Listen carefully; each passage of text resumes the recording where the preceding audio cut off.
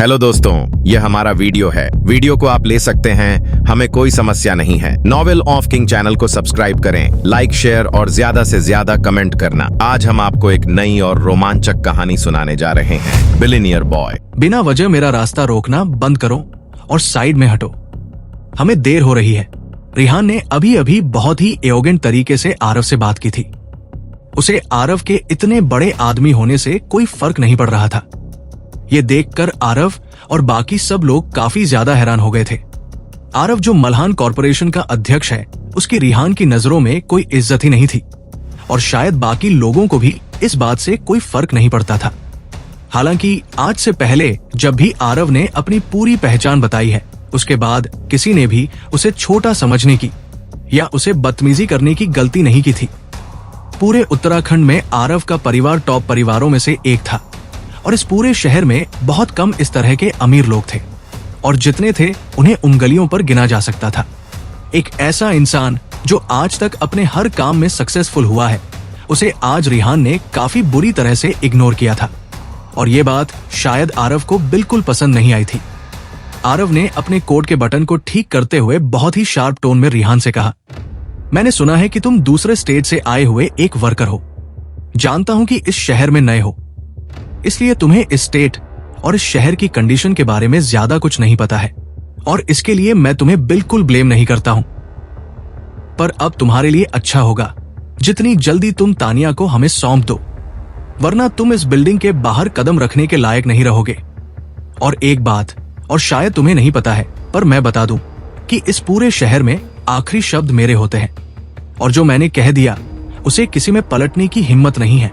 जैसे ही इस लड़के ने अपनी बात पूरी की तो अगले ही पल बॉडीगार्ड का एक ग्रुप सीढ़ियों से ऊपर आता हुआ दिखाई दिया। रिहान पहले ही इन लोगों की बातों से और रोकने की वजह से बहुत ज्यादा गुस्से में था। उसे इतना तो समझ आ गया था कि सामने खड़े इन लोगों को इंसानों की भाषा समझ में नहीं आती है। जब उसने पहले ही कह दिया कि वो जाना चाहता है और तानिया को ढूंढना चाहता है, तो भी ये लोग बार बार उस पर इल्जाम लगा रहे थे कि उसने तानिया को छुपाया है।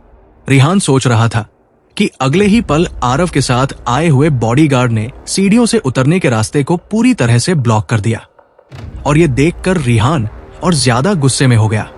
उसने ऑलमोस्ट गुस्से से चिल्लाते हुए कहा, आखिर तुम लोगों की प्रॉब्लम क्या है? क्या तुम सब लोग पागल हो गए हो? मैं तानिया को ढूंढने जा रहा हूं और तुम लोगों के साथ टाइम बर्बाद करने के लिए मेरे पास बिल्कुल वक्त नहीं है। ध्यान रखना, अगर तुम लोग मुझसे हार गए तो मैं तुम लोगों को छोड़ूंगा नहीं। तुम लोग लड़ना चाहते हो ना तो आ जाओ। जैसे ही रिहान ने अपनी बात पूरी की तो अगले ही पल मैगी अपने एक्शन मोड में आ गई। इस वक्त रिहान को उसे कोई भी पर्सनल इंस्ट्रक्शन देने की जरूरत नहीं थी, क्योंकि बहुत हद तक रिहान और मैगी ने एक अच्छी अंडरस्टैंडिंग बना ली थी। रिहान की बात सुनकर मैगी समझ गई थी कि रिहान चाहता है कि वो अब इन लोगों से लड़ाई लड़े। सामने खड़े आरव के बॉडीगार्ड इस वक्त काफी ज्यादा अग्रेसिव लग रहे थे और नंबर में भी वो लोग बहुत सारे थे। हालांकि मैगी की नजरों में ये सब लोग छोटे छोटे चूजे से ज्यादा और कुछ नहीं थे। जो एक चीज मैगी के लिए थोड़ी सी डिसएडवांटेज में थी, वो ये थी कि उसके दुश्मन संख्या में थोड़े ज्यादा थे, पर फिर भी इस तरह की सक्रिय जगह में ज्यादा नंबर होने के बाद भी दुश्मन मौके का फायदा नहीं उठा सकते थे। रिहान को किसी भी तरह का एक्शन करने की कोई जरूरत नहीं थी। मैगी अपनी फाइटिंग से एक टाइम में ही कई लोगों को संभाल सकती थी और वो आराम से सीढ़ियों से होते हुए अपने दुश्मनों को हराने पर मजबूर भी कर सकती थी। रिहान की बात पूरी होते ही मैगी तुरंत अपने दुश्मनों पर काली माता की तरह टूट पड़ी और एक के बाद एक सब लोगों को मारने लगी। आरव और उसके बॉडीगार्ड को यह समझने में काफी देर लग गई कि आखिर यहाँ पर चल क्या रहा है। जब तक वो लोग समझे तब तक मैगी आरव के कई बॉडीगार्ड्स को जमीन पर धूल चटा चुकी थी। आरव अपने साथ 20 से ज्यादा बॉडीगार्ड्स लेकर आया था, पर वो सब लोग पूरी तरह से नकारे थे, क्योंकि मैगी के सामने कोई भी नहीं टिक पा रहा था और उन सब लोगों को पलक झपकते ही मैगी ने कुछ करने लायक छोड़ा ही नहीं था। रिहान ने जब देखा कि उसके दुश्मन हार चुके हैं, तो रिहान आराम से अपने हाथों से अंगड़ाई लेते हुए आरव के सामने जाकर खड़ा हो गया और उससे बहुत स्ट्रेट फॉरवर्ड होते हुए बोला, क्या अभी भी तुम चाहते हो कि मैं तुम्हें एक्सप्लेनेशन दूं, या अभी भी तुम कोई डिसीजन लेना चाहते हो? अगर चाहते हो तो अपने दिमाग से तुरंत निकाल दो, क्योंकि तुम एक हारे हुए इंसान हो, और एक हारे हुए इंसान को रिहान मित्तल कोई जवाब देना जरूरी नहीं समझता। अभी जो कुछ भी हुआ वो सब देखकर आरव का तो दिमाग ही काम करना बंद कर गया था। ऊपर से रिहान की बात सुनकर उसके मुंह से बस शौक और हैरानी से एक ही सवाल निकला, कौन हो तुम? आरव का यह सवाल सुनकर रिहान ने एक मिस्टीरियस स्माइल देते हुए उसे कहा गे। इतना कहकर रिहान मैगी को लेकर सीढ़ियों से नीचे उतरने लगा। 2-4 सीढ़ी उतरने के बाद कुछ सोचकर रिहान पीछे मुड़ा और आरव को देखते हुए बोला, और हाँ, मैं तुम्हें बताना भूल गया, अगर तुम तानिया के मंगेतर बनना चाहते हो तो आई एम सॉरी, पर तुम उस लायक नहीं हो। और इतना कहकर रिहान बहुत ही स्टाइल के साथ आगे बढ़ गया और पीछे छूट गया। या सिर्फ आरव मल्हान, जो इस वक्त गुस्से से अपने पैर जमीन पर मार रहा था। उसने घूर कर जमीन पर पड़े हुए अपने सारे बॉडीगार्ड को देखा और उन्हें कोसते हुए बोला, तुम सब लोग नकारे और निकम्मे हो। तुम लोगों से एक लड़की को नहीं मारा गया। सारे बॉडीगार्ड जमीन पर पड़े दर्द से करा रहे थे और किसी में भी इतनी हिम्मत नहीं थी कि वो पलटकर आरव को कोई भी जवाब दे सके। उन्हें तो ये भी नहीं पता था कि आगे जाकर वो लोग फाइट कर पाएंगे भी या नहीं। किसने सोचा था कि मैगी जैसी नाजुक सी कली दिखने वाली लड़की इतना खूंखार और करारा कांटा निकलेगी। वहीं दूसरी तरफ लकी ने जब देखा कि रिहान आरव की बेइज्जती करके चला गया है और आरव इस वक्त गुस्से में है, तो वो तुरंत अपने घाव और चोट को भूल गया और किसी पालतू कुत्ते की तरह आरव की चापलूसी करने लगा। उसने चिंतित होते हुए आरव से कहा, आरव भैया, क्या आप ठीक है? आपको कहीं चोट तो नहीं लगी ना? लकी की बात सुनकर आरव ने नामे अपना सिर हिलाते हुए कहा, नहीं, पर ये लड़का कौन है? रिहान मित्तल आरव का सवाल सुनकर लकी ने गंदा सा मुंह बनते हुए कहा, भैया, मुझे सच में नहीं पता। कुछ दिन पहले ये मुझे हमारे प्लेग्राउंड में खड़ा दिखाई दिया था और उसके अगले ही दिन ये हमारे बगल वाले घर में किराए पर शिफ्ट हो गया। मुझे लगता है कि ये कोई गरीब लड़का है जो दूसरी जगह से यहाँ काम करने आया है। जैसे ही आरव ने लकी की बात सुनी तो उसने तुरंत हैरानी से अपनी आंखें फैलाते हुए लकी को देखते हुए कहा, नहीं, ये कोई और है। इसकी पहचान कोई वर्कर की नहीं है। कुछ तो गड़बड़ है इसके साथ। आरव की बात सुनकर लकी ने उससे पूछने की कोशिश करते हुए कहा, भैया, पिछले कुछ दिनों से ये तानिया के साथ कुछ ज्यादा ही क्लोज हो रहा है। कल रात को ये दोनों यहाँ से भागने के बारे में डिस्कस कर रहे थे। लकी की बात सुनकर आरव ने एक बार फिर से नामे अपना सिर हिलाते हुए कहा, मुझे लगता है कि तानिया इसके साथ नहीं है। अभी अभी मैंने इसकी आंखों में तानिया के लिए उतनी ही घबराहट और बेचैनी देखी है जितनी हमारी आंखों में थी। उसकी बात सुनकर लकी को समझ नहीं आया और उसने सवाल करते हुए पूछा, तो फिर तानिया गई कहाँ? लकी की बात सुनकर उसके पेरेंट्स ने भी आरव से कहा, आरव, हम चाहते हैं कि हमारी बेटी की शादी आपसे हो, पर इसके लिए आपको उसे पहले ढूंढना होगा। आज से और अभी से तानिया आपकी मंगेतर है और अब आपको उसे हर हाल में ढूंढना होगा। इस वक्त तानिया के माँ बाप अंदर से काफी टूट चुके थे। जो लोग इनको अच्छे से नहीं जानते हैं उन्हें तो ऐसा ही लग रहा होगा कि इन दोनों को अपनी बेटी की बहुत ज्यादा चिंता है और ये उसी की वजह से इतना ज्यादा परेशान हो रहे हैं। हालांकि सच्चाई यह थी कि इन दोनों को इस बात की चिंता ज्यादा थी कि अगर तानिया नहीं मिली तो आरव इन लोगों को 5 मिलियन नहीं देगा। इन लोगों की बातें सुनकर आरव ने बिना किसी एक्सप्रेशन के कहा, अंकल आंटी, आप चिंता मत कीजिए, मैं अभी अपने सारे आदमियों को आनिया को ढूंढने के लिए भेजता हूं। जैसे ही इन लोगों ने आरव की बात सुनी तो तुरंत इन्होंने कहा, यह तो बहुत अच्छी बात है, आपको अभी ये काम करना चाहिए। इन लोगों की बातें सुनकर आरव ने इन लोगों से कहा, इनफैक्ट अंकल आंटी, आप लोग मुझे फॉलो कीजिए और मेरे साथ चलिए ताकि हम लोग तानिया को जल्दी ढूंढ पाए और हमारी टेंशन भी जल्दी दूर हो जाएगी। असल में आरव ने ये बात इसलिए नहीं कही थी क्योंकि उसे तानिया के माँ बाप की चिंता हो रही थी, बल्कि उसने ये सारी बातें इसीलिए कही थी क्योंकि अभी अभी इन लोगों के सामने रिहान ने आरव की इंसल्ट की थी और वो जल्द से जल्द तानिया को ढूंढकर रिहान को अपनी असली ताकत दिखाना चाहता था। आरव कोई ऐसा वैसा लड़का नहीं है जिसके मुंह पर कोई भी आकर तमाचा मार जाए और वो चुपचाप खड़ा खड़ा देखता रहे। He is bloody chairman of Malhan group industries. अगर इस वक्त सबसे ज्यादा जरूरी तानिया को ढूंढना नहीं होता तो आरव कभी भी रिहान को यहाँ से इतनी आसानी से नहीं जाने देता। अपने माँ बाप के साथ लकी भी चल पड़ा और इस वक्त वो आरव की लग्जरी गाड़ी में बैठा हुआ था, जिसकी कीमत 5 मिलियन से ज्यादा थी। और एक ऑर्डिनरी परिवार के बच्चे के लिए इतनी आलीशान गाड़ी में बैठना कोई आम बात नहीं थी। कुछ मिनट के लिए तो वो भूल ही गया था कि उसके अगले 2 दांत अभी अभी रिहान ने बहुत बेदर्दी से तोड़ दिए थे, और जिसकी वजह से उसका पूरा मुंह खून से भर गया था और उसकी बत्ती सी पूरी तरह बिगड़ गई थी। उसके मुंह से अभी भी खून आ रहा था, और जिसकी वजह से एक बूंद खून की आरव की लग्जरी गाड़ी की सीट पर गिर गई थी।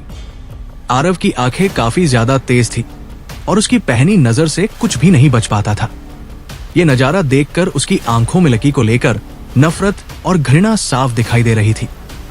तानिया की मां भी देख सकती थी कि आरव को ये सब कुछ पसंद नहीं आया, इसलिए उन्होंने तुरंत खुद से लकी को डांटते हुए कहा, मैं माफी चाहती हूं आरव, पता नहीं ये बच्चा इतना ज्यादा कैलस क्यों है। इतना कहकर उन्होंने तुरंत गाड़ी की सीट में रखा हुआ टिश्यू पेपर निकाला और उससे गाड़ी की सीट को साफ करने लगी। वो अच्छे से जानती थी कि आरव को ये सब लोग बिल्कुल पसंद नहीं है। वो अभी तक सिर्फ तानिया की वजह से चुप है और उसी की वजह से वो तानिया के घर वालों से बात कर रहा है। हालांकि तानिया की मां को भी अब इन सब बातों से ज्यादा फर्क नहीं पड़ता था। उन्हें लग रहा था कि ये सब कुछ अमीरों के बीच में काफी नॉर्मल है। मल्हान ग्रुप ऑफ इंडस्ट्रीज के बेटे के लिए और उसके जैसे ही बाकी लोगों के लिए किसी भी गरीब को नीचा दिखाने या उसे नफरत से देखना कोई बड़ी बात नहीं है। जैसे ही एक बार तानिया की शादी आराम से हो जाएगी और उसके बदले इन लोगों को 5 मिलियन मिल जाएंगे तो सब कुछ ठीक हो जाएगा। तानिया की मां जानती थी कि अमीरों के लिए गरीब लोगों को नीचा दिखाने या उनसे नफरत करना कोई बड़ी बात नहीं है। आजकल के इतने मटेरियलिस्टिक वर्ल्ड में सब कुछ बिकाऊ है, और इस रेस में ये लोग भी तो अपनी बेटी की शादी पैसे लेकर कर रहे थे, तो इसमें उन्हें कुछ भी बड़ी बात नहीं लग रही थी। वहीं दूसरी तरफ तानिया की मां की बात सुनकर आरव समझ गया और उसने अगले ही पल अपने एक्सप्रेशन को थोड़ा सही करते हुए इस तरह से दिखाना शुरू कर दिया जैसे उसे लकी की बहुत चिंता हो रही हो। उसने चिंता करते हुए कहा, लकी मुझे लगता है कि तुम्हें काफी तेज चोट लगी है, हमें सबसे पहले हॉस्पिटल जाना चाहिए। जैसे ही आरव ने चोट की बात की तो लकी को तुरंत याद आ गया कि हाँ, उसे काफी तेज चोट लगी हुई है। हालांकि उसने कुछ सोचते हुए गहरी लंबी सांस ली और कहा, नहीं, इसकी जरूरत नहीं है, सबसे पहले हमें तान्या को ढूंढना चाहिए। वैसे भी मेरे सिर्फ 2 दांत टूटे हैं, मैं बाद में इन्हें ठीक करवा लूंगा। इतना कहकर लकी मन ही मन खुद से कहने लगा, एक बार 5 मिलियन मिल जाए उसके बाद में 2 गोल्डन दांत लगवाऊंगा। नहीं, गोल्डन दांत तो बहुत हल्के हो जाएंगे, मैं 2 डायमंड के दांत लगवाऊंगा। और ये सोचकर ही उसके चेहरे पर मुस्कान आ गई और वो खिलखिलाकर हंसने लगा। जैसे ही लकी की मां ने उसे इस तरह हंसते हुए देखा तो तुरंत उसके सिर पर हल्की सी चपत लगाते हुए बोली, जितना मुझे पता है तुम्हें बहुत तेज चोट लगी है, और फिर भी तुम इस तरह बेवकूफों के जैसे क्यों हंस रहे हो। लकी की मां की बात सुनकर लकी के पापा ने भी अपने पेट पर हाथ रखते हुए दर्द से कहा, कुछ देर पहले वो रिहान बहुत ज्यादा बेकाबू हो गया था और उसने मुझे काफी तेज मारा। मिस्टर आरव, मैं तो कहता हूँ कि आप उसे बिल्कुल भी माफ मत करना। लकी के पापा की बात सुनकर उसकी मां ने भी आरव को उकसाते हुए कहा, आरव, उसे रिहान ने आपके भी कितने सारे बॉडीगार्ड को घायल कर दिया, आपको उसे इतनी आसानी से नहीं जाने देना चाहिए। वही दूसरी तरफ आरव को भी समझ आ रहा था कि ये लोग उसके कंधे पर बंदूक रखकर चलाना चाहते हैं। हालांकि वो खुद इस वक्त बहुत ज्यादा गुस्से में भरा हुआ था और वह ये बंदूक चलने देना चाहता था। उसे भी रिहान से बदला लेना था। आरव जानता था कि एक नॉर्मल सिविलियन में इतनी हिम्मत नहीं है कि वो उसकी सच्चाई जानने के बाद भी उससे पंगा ले और उसके लोगों को मारे। अगर उसने ऐसा किया है तो जरूर इसके पीछे उसकी बहुत बड़ी ताकत होगी जो उसने अभी तक किसी के सामने नहीं आने दी है। और वही दूसरी तरफ आरव अभी तक शांत इसीलिए था क्योंकि उसे हर हाल में तानिया सही सलामत चाहिए थी। तानिया का ख्याल आते ही उसका दिमाग शांत हो गया और उसका गुस्सा कहीं गायब सा हो गया। यही सब सोचकर आरव अपने ख्यालों में खो गया और अपने मन ही मन में खुद से बात करते हुए कहने लगा कि वो कभी भी तानिया के माँ बाप जैसे मिडिल क्लास लोगों के कांटेक्ट में नहीं आता और ना ही इस तरह की बकवास ब्लाइंड डेट पर अपना टाइम बर्बाद करता। तानिया के घर वालों का स्टेटस और लेवल काफी लो था और इस लेवल के साथ में ये लोग कभी भी आरव के आसपास भी नहीं भटक सकते थे। वो तो कुछ टाइम पहले आरव तानिया के mountain city senior secondary school में गया था और उसी दौरान आरव की मुलाकात तानिया से हुई थी।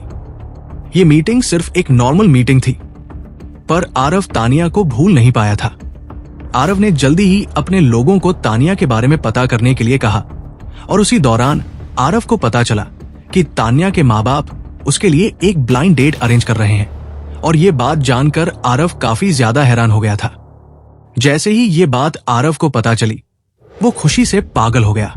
ज्यादा जानकारी पता करने के बाद आरव को पता चला कि तानिया के माँ बाप उसकी शादी सिर्फ कुछ पैसों के लिए करना चाहते हैं और इसके लिए वो लोग पैलेस मिलियन वाला कोई लड़का ढूंढ रहे हैं। आरव को ये सौदा काफी सस्ता लगा क्योंकि बाकी लोग जो उसके लेवल के हैं उनके यहाँ शादी करने के लिए काफी पैसा खर्च करना पड़ता था, पर तानिया के साथ ऐसा नहीं था।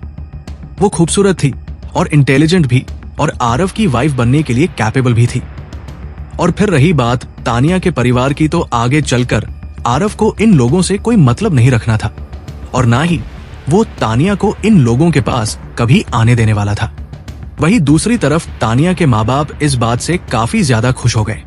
उन लोगों ने कभी नहीं सोचा था कि तानिया को एक ब्लाइंड डेट पर भेजने से उन लोगों को 5 मिलियन मिल जाएंगे और साथ ही साथ तानिया को इतना अमीर लड़का हस्बैंड के तौर पर मिलेगा।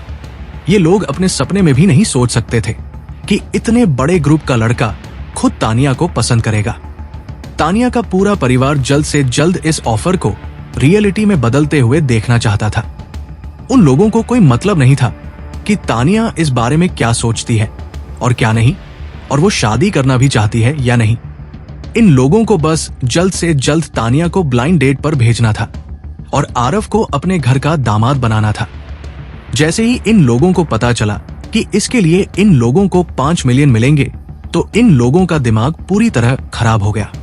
ये लोग सुबह से इसी बात का इंतजार कर रहे थे कि कब तानिया घर आएगी और ब्लाइंड डेट पर आरव के साथ जाकर इन लोगों को बताएगी कि उसे आरव पसंद है। हालांकि किसने सोचा था कि आज सुबह घर से स्कूल के लिए निकली तानिया वापस घर ही नहीं आएगी और ब्लाइंड डेट की बात सुनकर वो ये सिंपली घर से भाग जाएगी। इस वक्त तानिया के घर वालों के दिमाग में सिर्फ एक ही टेंशन चल रही थी, अगर इन लोगों को तानिया नहीं मिली तो उनके हाथ में आए हुए 5 मिलियन के लड्डू तुरंत उनके हाथ से छीन लिए जाएंगे। इस वक्त तानिया के माँ बाप की नहीं बल्कि लकी भी इस मामले में बिल्कुल लापरवाही नहीं दिखा सकता था, इसीलिए उसने अपने टूटे हुए 2 दांत की परवाह बिल्कुल नहीं की। तानिया के घर वाले अच्छे से जानते थे कि अगर एक बार आरव ने इन लोगों को पैसे दे दिए और तानिया और आरव की शादी हो गई, तो उसके बाद तानिया का इन लोगों से कोई लेना देना नहीं रहेगा और वो पूरी तरह से मल्हन परिवार का हिस्सा बन जाएगी। उसके बाद चाहे तानिया भाग जाए या मर जाए, इस मामले से लकी और उसके परिवार का कोई लेना देना नहीं होगा। यही सब इस वक्त तानिया के माँ बाप और उसके छोटे भाई के दिमाग में चल रहा था। उन लोगों के लिए तानिया सिर्फ एक कमोडिटी से ज्यादा कुछ नहीं थी, जिसे बेचकर वो लोग 5 मिलियन कमाने वाले थे और तानिया का खरीदार आरव बनना चाहता था। दूसरी तरफ आरव को हर हाल में अपने लिए एक खूबसूरत रियल ब्यूटी चाहिए थी, जो उसके साथ साथ उसकी आने वाली पीढ़ी को भी खूबसूरती से भर दे, और इसके लिए आरव कितने भी पैसे देने को तैयार था। और सबसे बड़ी बात तो ये थी कि आगे चलकर तानिया से शादी करनी है या नहीं, ये अब डिसाइड करने वाला था। उसके माँ बाप को पैसे देने के बाद और तानिया को एक खिलौने की तरह खरीदने के बाद वो सिर्फ अपनी जिंदगी में ऐशो आराम चाहता था।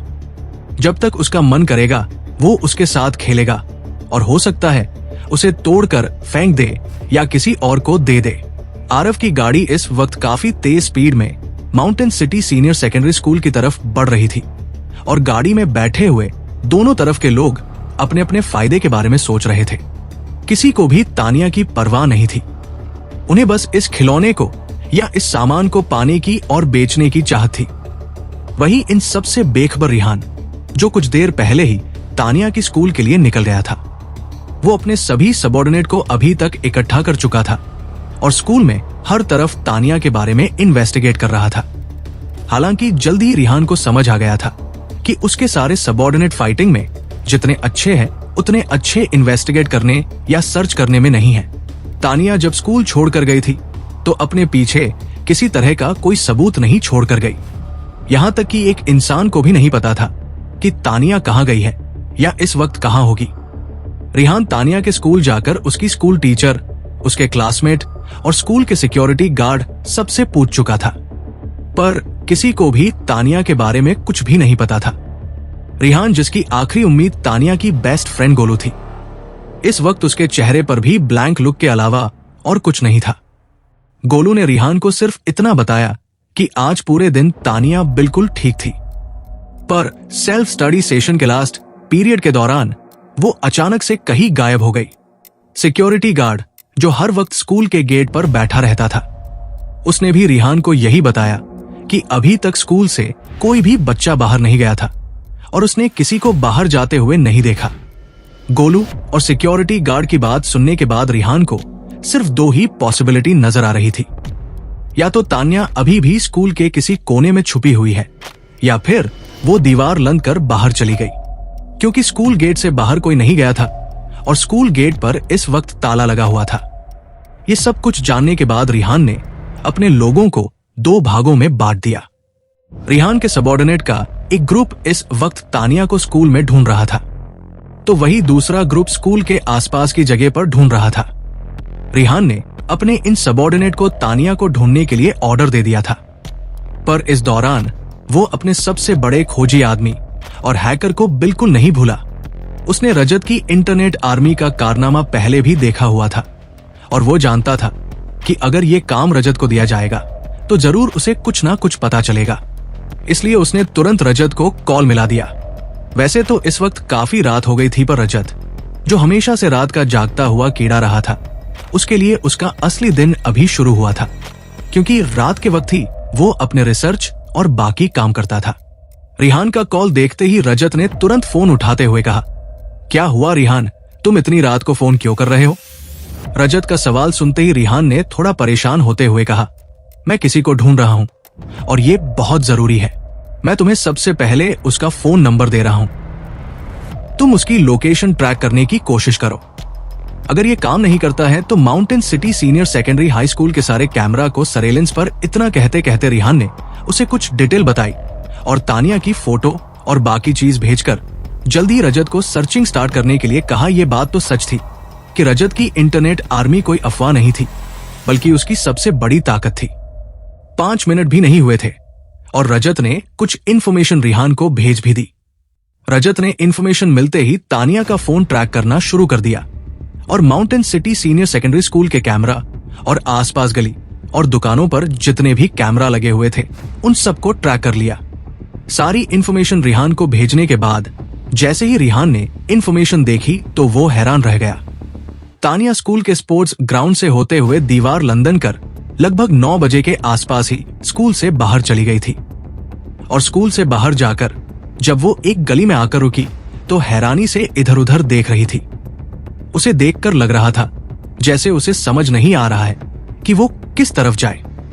रिहान इस वक्त महसूस कर सकता था कि उसकी बहन तानिया स्कूल से भागने के बाद क्या सोच रही होगी और उसे वक्त उसका क्या मूड होगा। उसकी फैमिली ने उसे जबरदस्ती एक ब्लाइंड डेट पर जाने के लिए कहा और उस वक्त उसके पास कोई दूसरा रास्ता नहीं था सिवाय भागने के। फिर भी स्कूल से तो तानिया भाग गई, पर वो अभी भी घर नहीं जा सकती थी, क्योंकि अगर वो घर जाती तो उसके घर वाले उसे जबरदस्ती ब्लाइंड डेट पर भेज देते।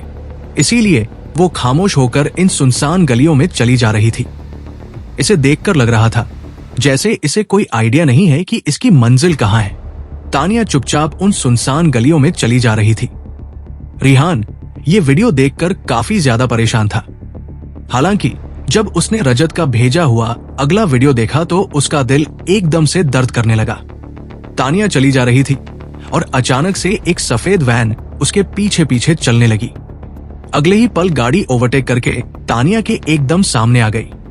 कुछ देर पहले तक तो तानिया को सब कुछ नॉर्मल लग रहा था, पर अचानक से गाड़ी को देखकर वो थोड़ा सा घबरा गई और वो कुछ कर पाती है उससे पहले ही 5 अंडरस्को 6 लोग उस गाड़ी में से निकले और तानिया को चारों तरफ से घेर लिया और जबरदस्ती उसे अपनी गाड़ी में डालने लगे। तानिया पहले ही मेंटली काफी ज्यादा परेशान थी और अचानक से हुए इस हमले के बाद वो खुद को संभाल नहीं पाए और कमजोर पड़ गई। अगले ही पल इन लोगों ने तानिया को जबरदस्ती उस गाड़ी में डाल दिया और तुरंत उस गाड़ी को ड्राइव करके दूर ले गए। रिहान ने जैसे ही सर्लेंस कैमरा का ये वीडियो देखा तो उसकी आंखें एकदम से बंद हो गई। उसे इस वक्त रहकर अपनी बहन के लिए बहुत सारे ख्याल आ रहे थे। एक तरफ उसे घबराहट हो रही थी तो दूसरी तरफ उसे डर लग रहा था और चिंता हो रही थी। रिहान का पूरा शरीर गुस्से से कांप रहा था। तानिया को जब जबरदस्ती उस गाड़ी में बिठाकर लेकर जाया जा रहा था तो उस वक्त रोड पर बहुत कम लोग पैदल चलने वाले थे और रिहान को पता चला था कि ये रोड और एरिया रिमोट एरिया था जहां पर जल्दी से कोई भी चीज नोटिस में नहीं आती थी। जो बात रिहान को सबसे ज्यादा परेशान कर रही थी वो ये थी कि अभी तक तानिया को उस गाड़ी में जबरदस्ती ले जाने के बाद 2 घंटे बीत चुके थे और रिहान को अपनी बहन के बारे में कुछ भी नहीं पता था। अगर उन लोगों ने तानिया को कुछ कर दिया तो रिहान का शरीर और दिल डर के मारे कांप रहा था। उसने तुरंत अपने दिमाग से ये सारे ख्याल हटाए और अपने डर को दूर करते हुए उसने बहुत ध्यान से उस गाड़ी को देखना शुरू कर दिया। रिहान के लिए इस वक्त डरने से ज्यादा जरूरी अपनी बहन को ढूंढना था और वो किसी भी हाल में अपनी बहन तक पहुंचकर इसके लिए सबसे पहले गाड़ी में ले जाया गया है या नहीं। फिर भी इस वक्त रिहान वक्त के खिलाफ जाकर और उससे तेज दौड़कर अपनी बहन तक पहुंचाना चाहता था। रिहान जितनी जल्दी तानिया को ढूंढ लेगा उतनी जल्दी हो सकता है कि तानिया को कम नुकसान हुआ हो या वो किसी भी तरह से हर्ट होने से बच जाए। और सबसे बड़ी बात, रिहान ने जब सर्वेलेंस कैमरा को देखा तो उसे ऐसा लगा जैसे जिस आदमी ने तानिया को किडनैप किया है और उसे जबरदस्ती लेकर गया है, उसने ये सारी प्लानिंग लास्ट मिनट पर की थी। मतलब ये सब कुछ पहले से प्लान नहीं था, ये सब कुछ सोच कर किया गया था। रिहान को इतना तो समझ आ गया था कि गाड़ी रोड सिस्टम के अगेंस्ट जाएगी और वो जरूर बीच में अपना रास्ता या तो बदलेगी या फिर तानिया को दूसरी गाड़ी में शिफ्ट किया जाएगा। बहुत जल्दी रजत ने एक रफ एरिया लॉकआउट कर लिया था। रिहान ने तुरंत लोकेशन देखकर अपने सबऑर्डिनेट को ऑर्डर दिया और वे सब लोग तुरंत उसे जगह के लिए निकल गए। साथ ही साथ रिहान लगातार रजत से कांटेक्ट बनाए हुए था और इस बात का पता कर रहा था कि क्या कोई और सर्वेलेंस कैमरा है जिससे आसपास की जगह के बारे में और ज्यादा सर्च किया जा सके। रिहान की बात सुनकर रजत ने थोड़ा परेशान होते हुए कहा कि ये गाड़ी जिस रूट से होकर गई है और जहां छुपी हुई है वो बहुत ही रूरल एरिया है और इस रास्ते में कोई भी सर्वेलेंस कैमरा नहीं है। इसीलिए रिहान को कोई आइडिया नहीं था कि गांव के उस इलाके में तानिया को की घर में ले जाया गया होगा। इतने सब नेगेटिव कामों में एक बात अच्छी थी कि जिस गांव की बात रजत कर रहा था वो गांव ज्यादा बड़ा नहीं था और उस पूरे गांव में ज्यादा से ज्यादा 100 लोग रहते थे। और इनमें भी जो सबसे ज्यादा किस्मत वाली बात थी वो ये थी कि तानिया इन्हीं में से आसपास किसी एक घर में थी। रिहान को ये बात अच्छी और पॉजिटिव इसीलिए लग रही थी क्योंकि रिहान उत्तराखंड आने से पहले अपने साथ एक बाइनिक पेट डॉग को लेकर आया था जो दिखने में साधारण डॉग की तरह ही लगता था, पर उसमें बहुत सारे फंक्शंस इंस्टॉल थे और ये बहुत स्पेशल तरीके से बनाया गया था। रिहान ने इसका इस्तेमाल अभी तक नहीं किया था क्योंकि टाइगर सिक्योरिटी गार्ड्स इसे अपने साथ रख रहे थे। इस भयानक रोबोट डॉग की सबसे बड़ी स्पेशलिटी ये थी कि ये डॉग असली कुत्तों की तरह सुनने की क्षमता रखता था और सुनते हुए ये ट्रैक और सर्च कर सकता था। जैसे ही रिहान को पता चला था कि तानिया को एक गांव में लेकर जाया जा रहा है तो रिहान ने ड्राइवर को ऑर्डर दिया था कि गाड़ी एक सेकंड के लिए भी नहीं रुकनी चाहिए। इसलिए गाड़ी इस वक्त हवा से बातें कर रही थी और लगातार उसे गांव की तरफ बढ़ रही थी। जल्दी ही ये सब लोग उसे गांव में पहुंच गए। यहां आने के बाद रिहान और बाकी सब लोगों ने देखा कि सच में ये जगह बहुत ज्यादा रिमोट एरिया है। इन लोगों की आंखों के सामने इस वक्त जो गांव था वो बहुत ज्यादा पुराना और पिछड़ा हुआ लग रहा था। यहां तक कि इस जगह पर रोड साइड पर ज्यादा लाइट भी नहीं थी। पूरा गांव इस वक्त रात के अंधेरे में डूबा हुआ था। यहां तक कि यहां बने हुए घरों में भी लाइट नहीं जल रही थी। मुश्किल से एक आध घर दिखाई दिया जहां पर हल्की फुल्की लाइट जली हुई थी। इस लाइट की रोशनी इतनी कम थी कि इस घर में जली हुई लाइट का जलना या ना जलना एक जैसा ही था। गांव की सिचुएशन देखने के बाद रिहान और बाकी लोग ओपनली हर घर में जाकर सर्च नहीं कर सकते थे। इन लोगों को डर था कि कहीं तानिया को कुछ वो गुंडे कुछ कर ना दे ये लोग सबसे पहले इस गांव के मैं एरिया में घुसने की कोशिश कर रहे थे और धीरे धीरे चीजों को हैंडल करने के बारे में सोच रहे थे। ये लोग खुद गांव में पहले नहीं जा सकते थे, इसीलिए इन्होंने अपने बनक रोबोट को कम पर लगा दिया। रिहान ने सबसे पहले तानिया के स्पोर्ट्स अटायर को लिया जो उसने उसके स्कूल से उठाए थे और इस गांव में आने के बाद बयंक रोबोट को उन कपड़ों को सुझा दिया। जैसे ही बयंक रोबोट ने इसे स्मेल किया तो ये डॉग तुरंत गांव के अंदर एक डायरेक्शन की तरफ देखने लगा। इस डॉग की आर्टिफिशियल इंटेलिजेंस और सेंसिटिव पावर दोनों ही बहुत अच्छी थी। बयंक रोबोट तुरंत एक डायरेक्शन में देखते हुए एक रन डाउन फैक्ट्री यार्ड की तरफ भागने लगा। रिहान और उसके सबऑर्डिनेट भी तुरंत उसके पीछे भागने लगे। ट्रैकिंग स्मेल्स के मामले में बियोन रोबोट रियल डॉग से ज्यादा पावरफुल थे, क्योंकि ऑर्डिनरी डॉग को सबसे पहले बहुत लंबे टाइम तक ट्रेनिंग दी जाती थी और नेचुरल लिमिटेशन की वजह से ये डॉग बहुत कम तरह की स्मेल को ही डिटेक्ट कर पाते थे। रिहान इस बात से खुश था कि उसने टेक्नोलॉजी का इस्तेमाल करके अपने बियोनक ह्यूमन रोबोट की स्मेल सर्च पावर को नॉर्मल डॉग से 100 गुना ज्यादा बेहतर बना लिया था और उसकी डिटेक्शन की रेंज भी 10 गुना ज्यादा थी। रिहान इस वक्त मन ही मन खुश था कि उसने बाकी चीजों में इन्वेस्ट करने के बजाय अपनी टेक्नोलॉजी पावर को ज्यादा बढ़ाया, क्योंकि जो टेक्नोलॉजी कर सकती थी वो कोई और चीज नहीं कर सकती थी। हालांकि रिहान को इस बात का दुख था कि आज भी लोग टेक्नोलॉजी पर उतना विश्वास नहीं करते थे और उसे बेस्ट नहीं बताते थे। डॉग का पीछा करते हुए रिहान उसके साथ साथ आगे भाग रहा था, पर मैगी ने तुरंत रिहान को पीछे कर दिया, क्योंकि वो रिहान को किसी भी खतरे में नहीं डाल सकती थी। जल्दी ही टाइगर सिक्योरिटी गार्ड्स 2 अलग अलग टीम में डिवाइड हो गए। पहली टीम कोर्टयार्ड की तरफ टारगेट होकर जा रही थी, तो वही दूसरी टीम रिहान के पास ही रुक गई थी ताकि रिहान को प्रोटेक्ट कर सके। सभी टाइगर सिक्योरिटी गार्ड्स ने अपने हथियारों को पूरी तरह लोड कर लिया था और वे लोग बस कोर्टयार्ड से किसी भी इंसान के बाहर आने का इंतजार कर रहे थे।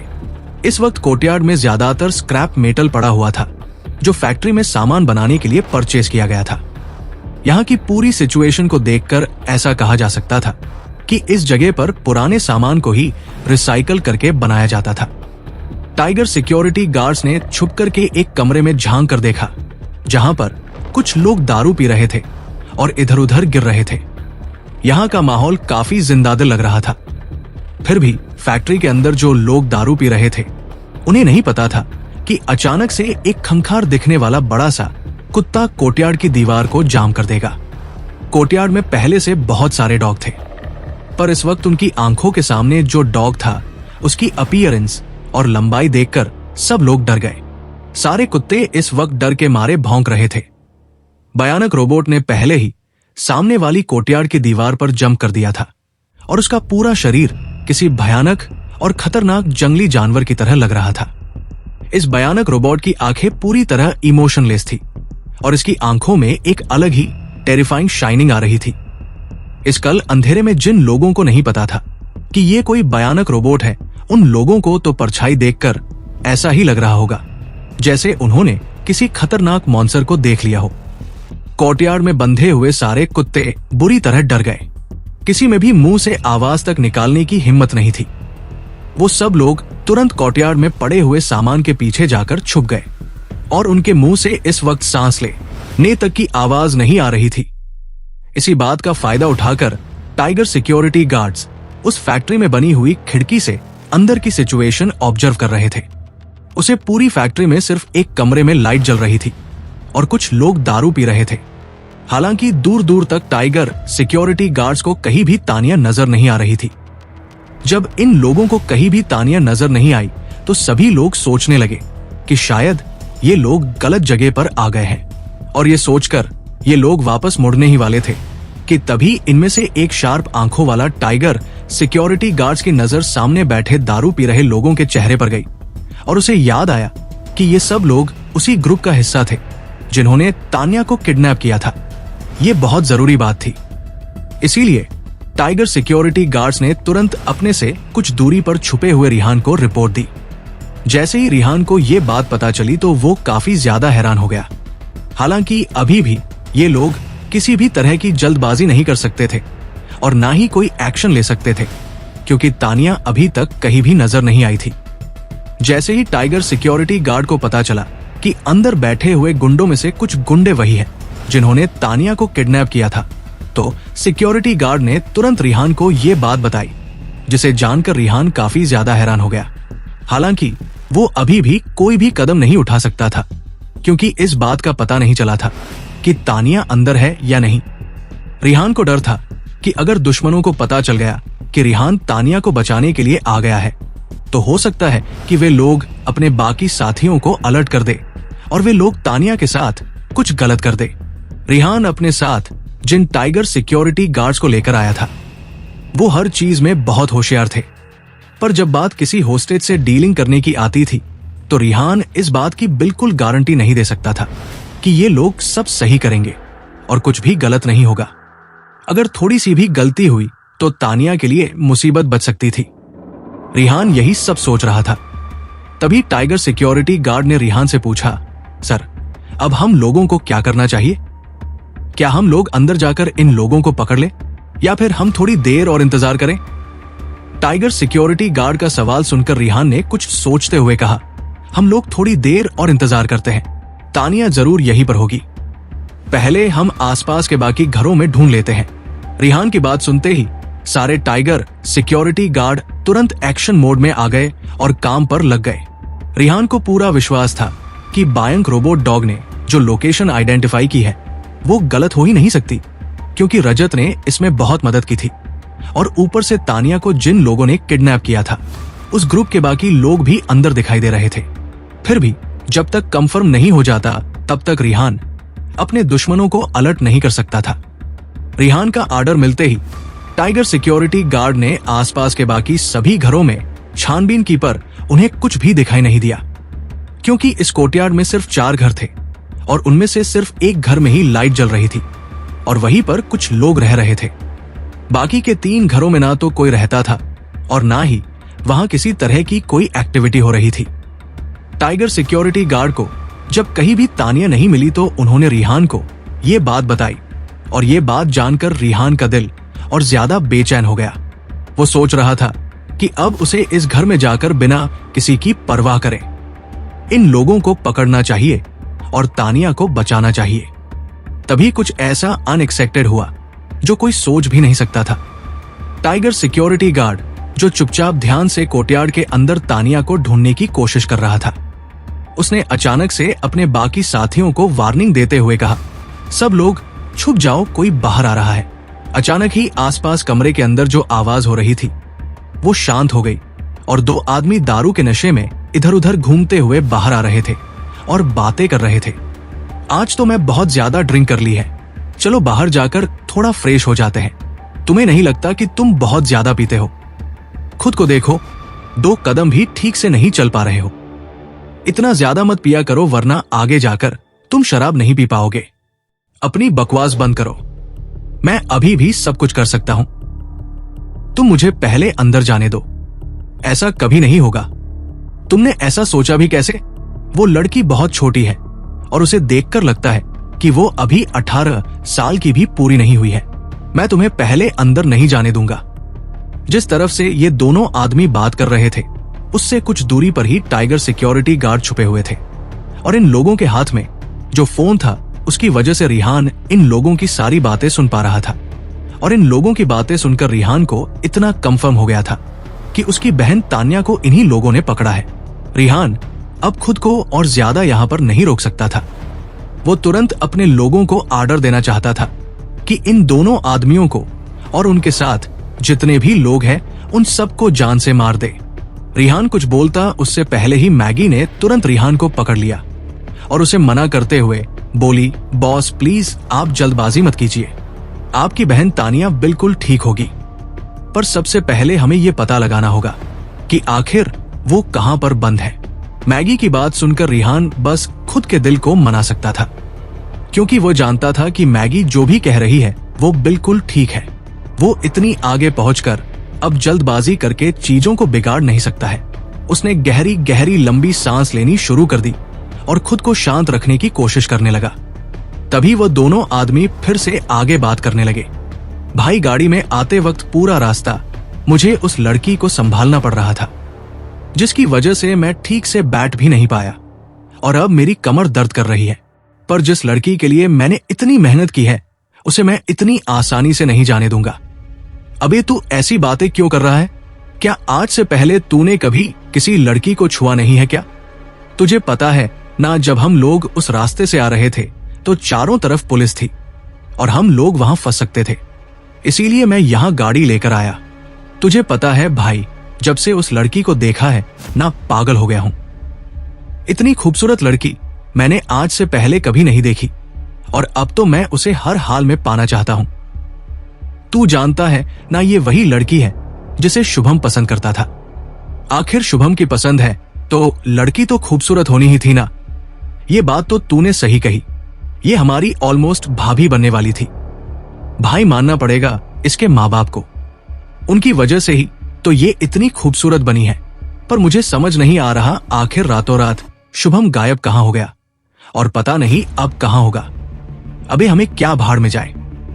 पहले हम लोग उसकी इज्जत करते थे क्योंकि वो हमारा बॉस था, पर जिस हिसाब से अंधेरे की तरह गायब हुआ है ना, उसके बाद मुझे कोई फर्क नहीं पड़ता।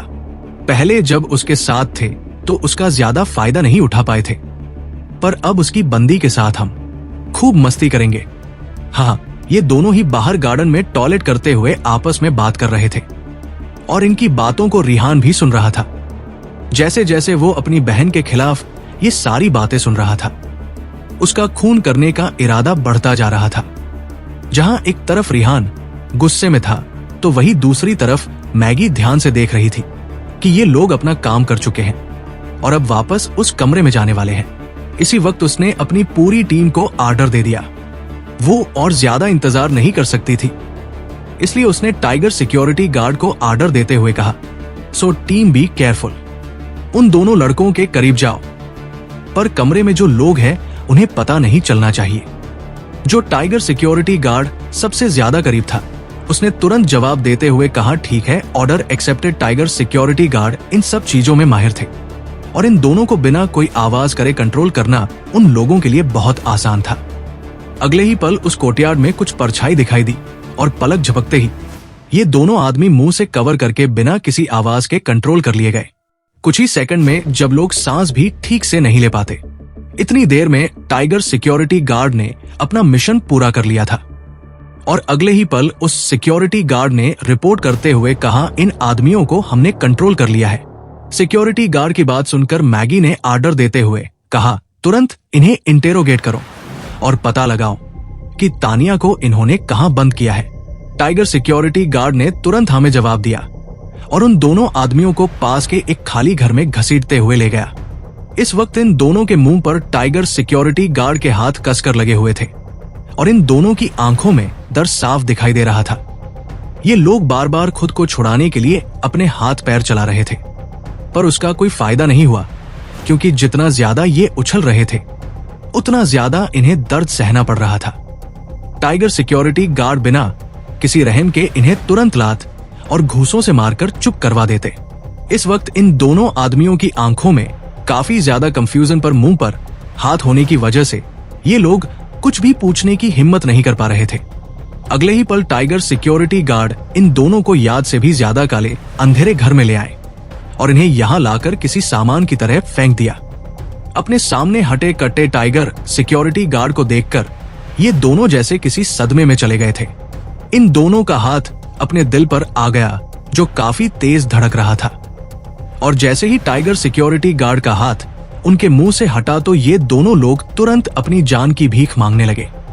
इन लोगों ने गिड़गिड़ाते हुए कहा, प्लीज हमें बख्श दीजिए, ये जगह सिर्फ जंग कलेक्ट करने की जगह है, हमारे पास कोई पैसा नहीं है। अगर आपको पैसा चाहिए तो आप गांव के एंट्रेंस पर बने हुए घर में जाएं।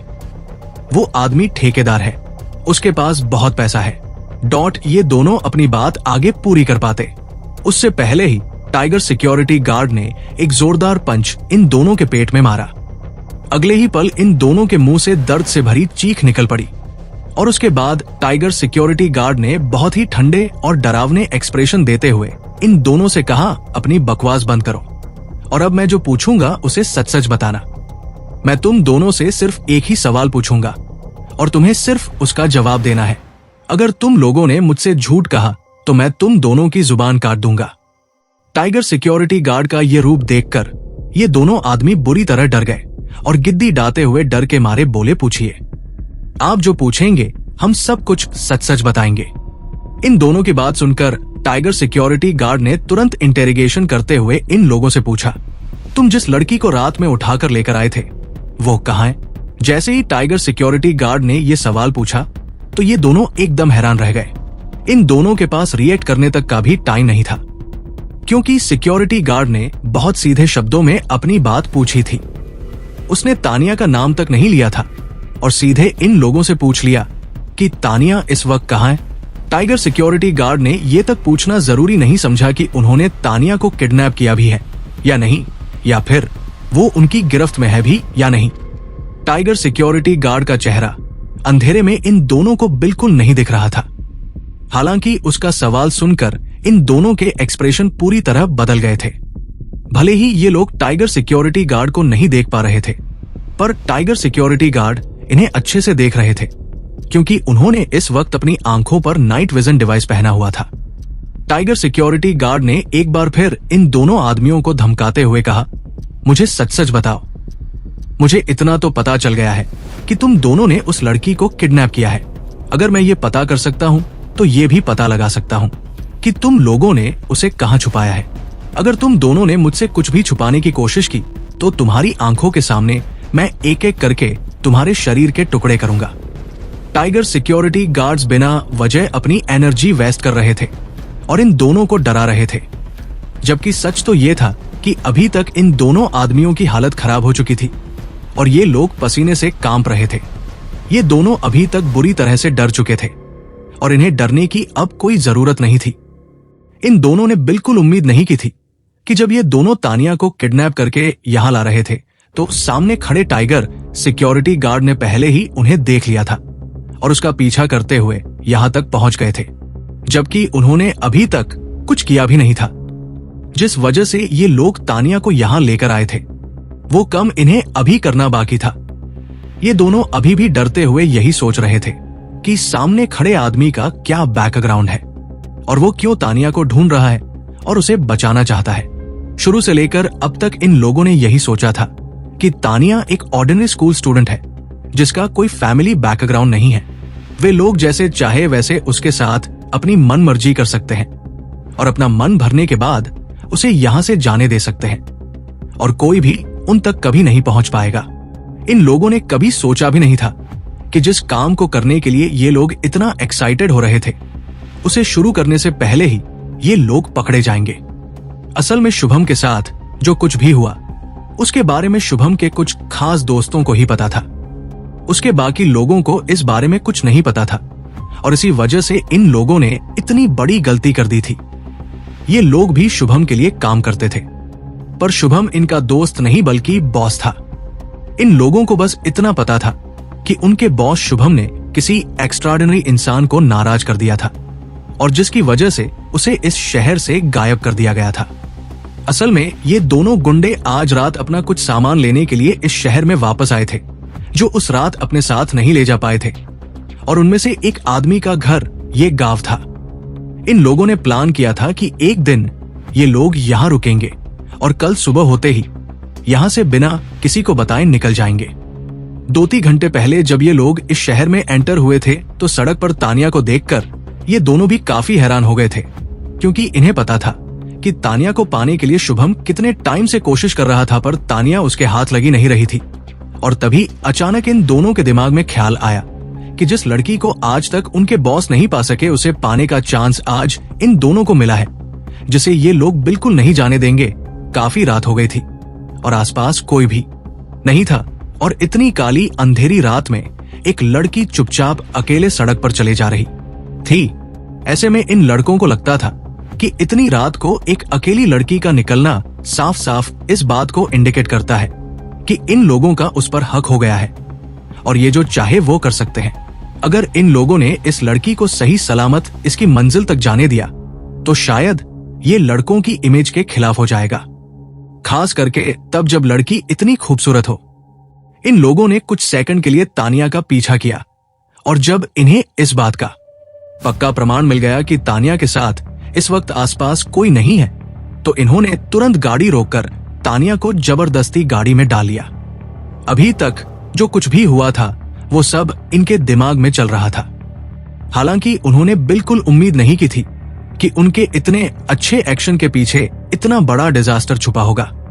रिहान शुरू में शुभम और उसके लोगों के साथ इस मामले को ज्यादा खींचना नहीं चाहता था और इसीलिए उसने थोड़ा बहुत डराकर इन लोगों को रातों रात इस शहर से बाहर जाने का मौका दे दिया था। हालांकि अभी भी ये लोग उसकी बहन की इज्जत के साथ खेलने के बारे में सोच रहे थे और ये बात रिहान कभी नहीं भूल सकता था और ना ही कभी माफ कर सकता था।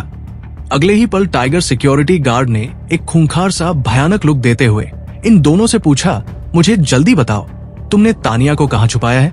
ये दोनों इतना डरे हुए थे कि तुरंत इन लोगों ने बिना इधर उधर की बात किए सीधा पता बताते हुए कहा, ड्रिंकिंग रूम के बेसमेंट में। रिहान अभी भी मोबाइल फोन के जरिए इन लोगों की सारी बात सुन रहा था। उसने बिल्कुल उम्मीद नहीं की थी कि ये दोनों उसकी बहन को बेसमेंट में छुपाएंगे। असल में कोर्टयार्ड के अंदर ज्यादातर सभी घरों में बेसमेंट बनाए जाते थे ताकि खाना वगैरह या और चीजों को स्टोर किया जा सके, पर इन दोनों ने तानिया को इस बेसमेंट में छुपा दिया था और इन दोनों को ये बात अच्छे से पता थी कि बेसमेंट में बहुत ज्यादा अंधेरा रहता था और वहां पर दूर दूर तक किसी की आवाज नहीं पहुंचती थी। यहां पर हर वक्त शांति रहती थी और शहर से दूर यहां किसी का भी पहुंचना बहुत ज्यादा मुश्किल था। सबसे बड़ी बात यह थी कि गांव काफी छोटा था और इस वजह से ये लोग तानिया को कोर्टयार्ड के किसी भी घर में आसानी से नहीं छुपा सकते थे, क्योंकि अंधेरा होने और शांति होने की वजह से तानिया की किसी भी तरह की आवाज को आसपास के गांव वाले सुन सकते थे। इसीलिए इन लोगों ने उसे बेसमेंट में छुपाया था ताकि तानिया कहीं भाग ना सके और शायद इसी वजह से इस कोर्टयार्ड तक पहुंचने के बाद भी तानिया के यहाँ होने का कोई सबूत रिहान के हाथ नहीं लगा था। टाइगर सिक्योरिटी गार्ड ने अपनी इंटेरोगेशन जारी रखते हुए इनसे पूछा, तुम दोनों के अलावा और कितने लोग हैं तुम्हारे साथ, और क्या बेसमेंट में तानिया के अलावा और कोई है? टाइगर सिक्योरिटी गार्ड की बात सुनकर इन दोनों ने जल्दी से डरते हुए कहा, हाँ, हम लोग सब 5 लोग हैं और हम पांचों ही ड्रिंकिंग कर रहे थे। इसी दौरान हम में से एक ने बहुत ज्यादा पी ली और वो बेसमेंट में सोने के लिए चला गया क्योंकि वहां पर ठंडक थी। जैसे ही रिहान ने दूसरी तरफ ये आवाज सुनी तो उसका दिल एकदम से बैठ गया। उसके माथे पर डर के मारे पसीना आने लगा। इस वक्त बेसमेंट में कोई था। हालांकि उसने बहुत ज्यादा पी रखी थी तो ये कहना मुश्किल था कि वो कब जागेगा, पर फिर भी इस वक्त तानिया मुश्किल में थी। रिहान ने जल्दी से ब्लूटूथ के जरिए सिक्योरिटी गार्ड से कहा, जल्दी करो और इससे पूछो कि बेसमेंट का एंट्रेंस कहां से है। रिहान का आर्डर सुनकर सिक्योरिटी गार्ड ने तुरंत यही सवाल इन दोनों से पूछा, मुझे तुरंत बताओ बेसमेंट का एंट्रेंस कहां है। टाइगर सिक्योरिटी गार्ड का सवाल सुनकर उनमें से एक ने कहा, वो कमरा ज्यादा बड़ा नहीं है और उस कमरे में बेड से टच करके एक लकड़ी का बोर्ड बना हुआ है, वही एंट्रेंस है। इन दोनों लोगों को जितना पता था इन्होंने तुरंत सब कुछ बता दिया क्योंकि इनके अंदर टाइगर सिक्योरिटी गार्ड का डर काफी ज्यादा बैठ गया था। रिहान को अभी तक जो इन्फॉर्मेशन चाहिए थी वो सब मिल चुकी थी, इसीलिए अब बिना वजह इन लोगों से और सवाल करने का कोई मतलब नहीं था। उसने तुरंत अपने सभी लोगों को आर्डर दिया, तुरंत सब लोग अटैक कर दो और सबसे पहले बेसमेंट में जो आदमी है उसे जाकर पकड़ो और जैसे ही बेसमेंट में एंटर हो तो अपने मूवमेंट का ख्याल रखना। रिहान का आर्डर सुनकर सभी लोगों ने तुरंत जवाब दिया और सभी लोग अटैक मोड में आकर अपनी अपनी कमान संभालने लगे। अगले ही पल टाइगर सिक्योरिटी गार्ड ने इन दोनों आदमियों को अपने हाथ से मारकर बेहोश कर दिया ताकि ये लोग अपने बाकी साथियों को किसी भी तरह की वार्निंग ना दे सके।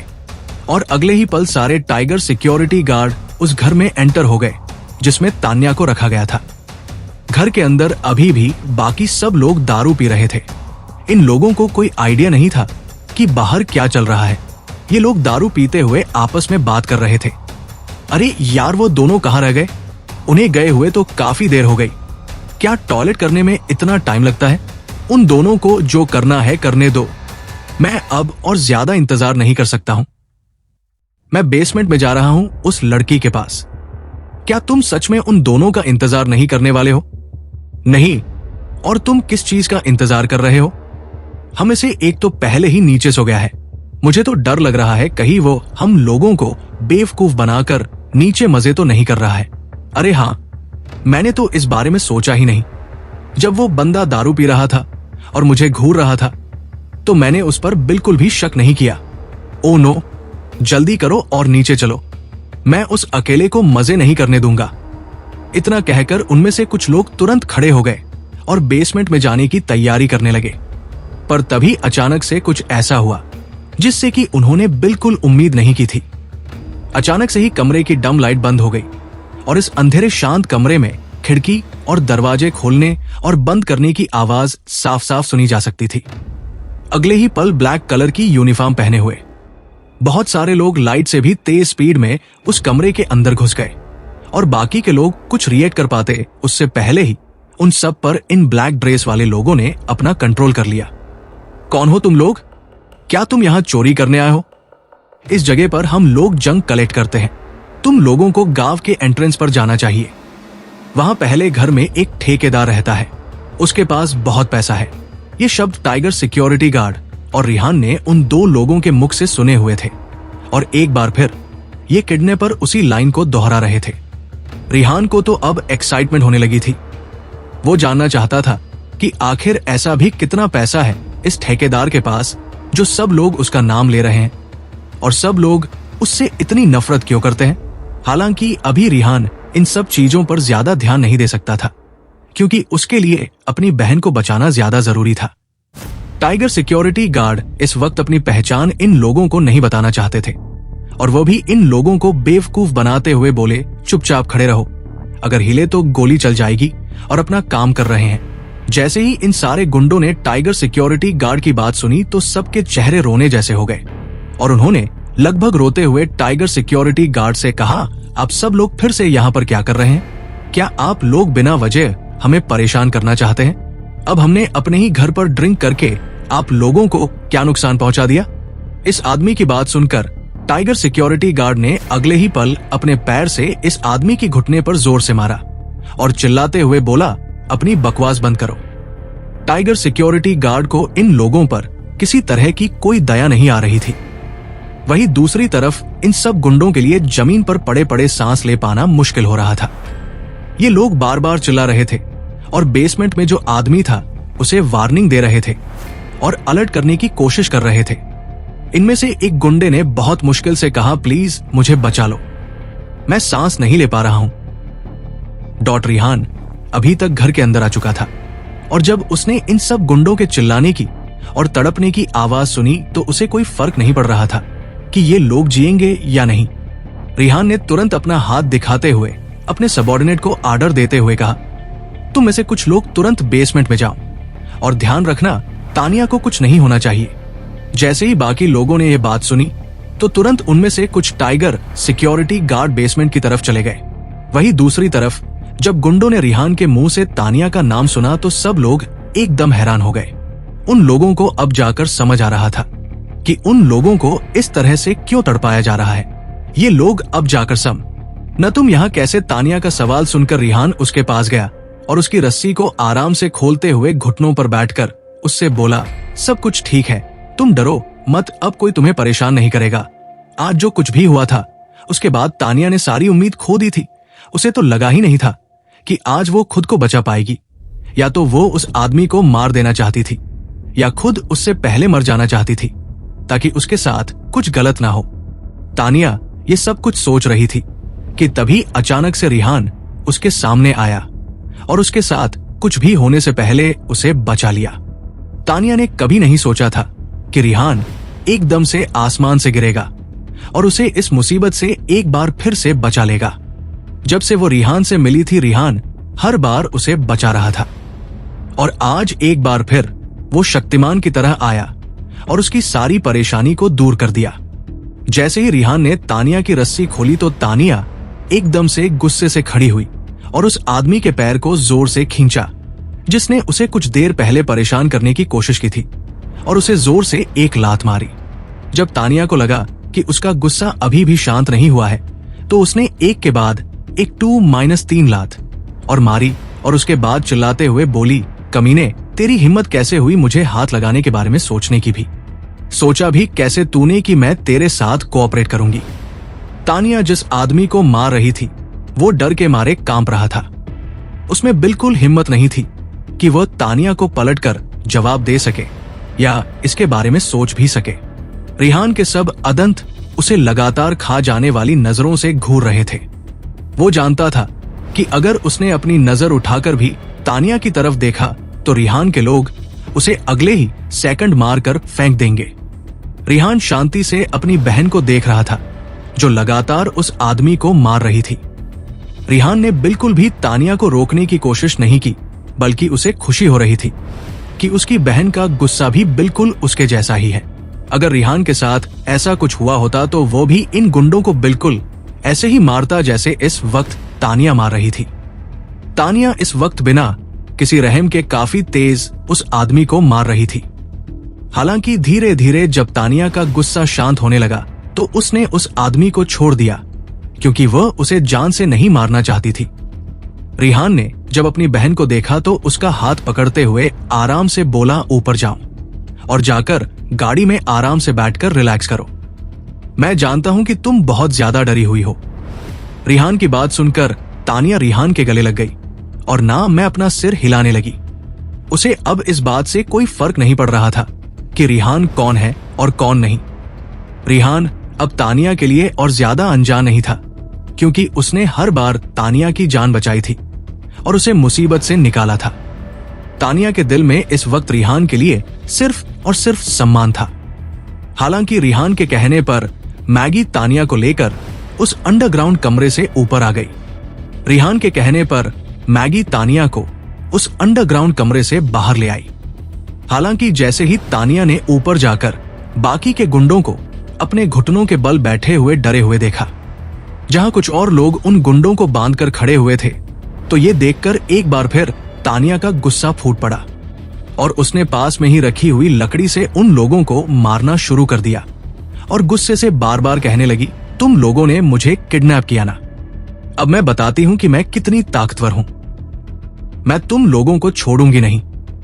इतना कहकर तानिया वहां बैठे हुए सभी आदमियों को मारने लगी और एक आदमी को तब तक मारा जब तक उसके सिर से खून नहीं निकलने लगा। रिहान ने जब यह देखा तो उसने जल्दी से जाकर तानिया को रोका और उसे शांत करवाते हुए बोला, ठीक है प्लीज तुम जाओ, मैं सब कुछ संभाल लूंगा, तुम पहले जाकर गाड़ी में आराम करो। रिहान ये सब कुछ इसीलिए नहीं कर रहा था क्योंकि रिहान इन लोगों को बचाना चाहता था, बल्कि रिहान ने तानिया को इसीलिए रोका था ताकि उसकी बहन के हाथ इन गंदे लोगों के खून से ना सने। रिहान चाहता था कि उसकी बहन इस वक्त जिस उम्र के पड़ाव से गुजर रही है उसमें वह अपनी फेयर टेल लाइफ को जिए, ना कि किसी को मारकर उसके गिल्ड में रहे। रिहान ने सोच लिया था कि तानिया ने आज तक जैसे भी जिंदगी जी हो पर अब से वह अपने सपनों की दुनिया को जिएगी और उसे किसी तरह का कोई स्ट्रगल करने की जरूरत नहीं है। अगर तानिया ने अपने सपनों की जिंदगी नहीं भी बनाई है तो रिहान उसके लिए बना देगा, जिसमें वो हमेशा सुरक्षित रहेगी और सिर्फ मुस्कुराती रहेगी। रिहान 24 साल का था और इतना तो समझता था कि अगर तानिया इस आदमी को मारेगी तो चारों तरफ खून फैलेगा और इस वजह से इस वक्त जिस मेंटल स्टेट में तानिया है, हो सकता है उस वजह से उसकी साइकोलॉजी पर नेगेटिव इम्पैक्ट पड़े और वो फ्यूचर में जाकर डिप्रेशन में चली जाए। तानिया वाकई इस वक्त काफी ज्यादा डिप्रेस हो चुकी थी। रिहान की बात सुनकर उसने रिहान को गले लगा लिया और अपनी मरी हुई आवाज में बोली, आप उनके साथ क्या करेंगे? तानिया की बात सुनकर रिहान ने उसके सिर को प्यार से सहलाते हुए कहा, तुम चिंता मत करो, मैं इन लोगों को इतनी आसानी से नहीं जाने दूंगा।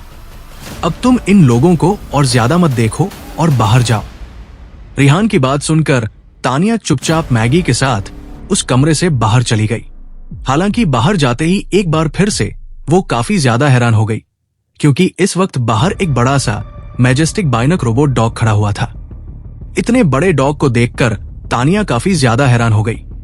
उसने आज से पहले इतना बड़ा डॉग कभी नहीं देखा था और ना ही कभी इसके बारे में सुना था।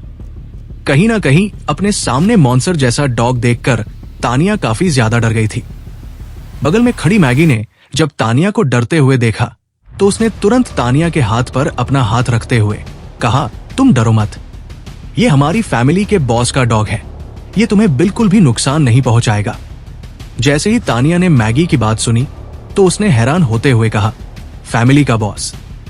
मैगी अब और ज्यादा कुछ भी छुपाना नहीं चाहती, इसलिए उसने तानिया को सब कुछ सच सच बताते हुए कहा, हम सब लोग तुम्हारे दोस्त रिहान मित्तल के सबऑर्डिनेट्स हैं और इस बार हम तुम्हें इतनी जल्दी और सही टाइम पर इसीलिए बचा पाए क्योंकि इस बड़े से डॉग ने हमारा बहुत साथ दिया।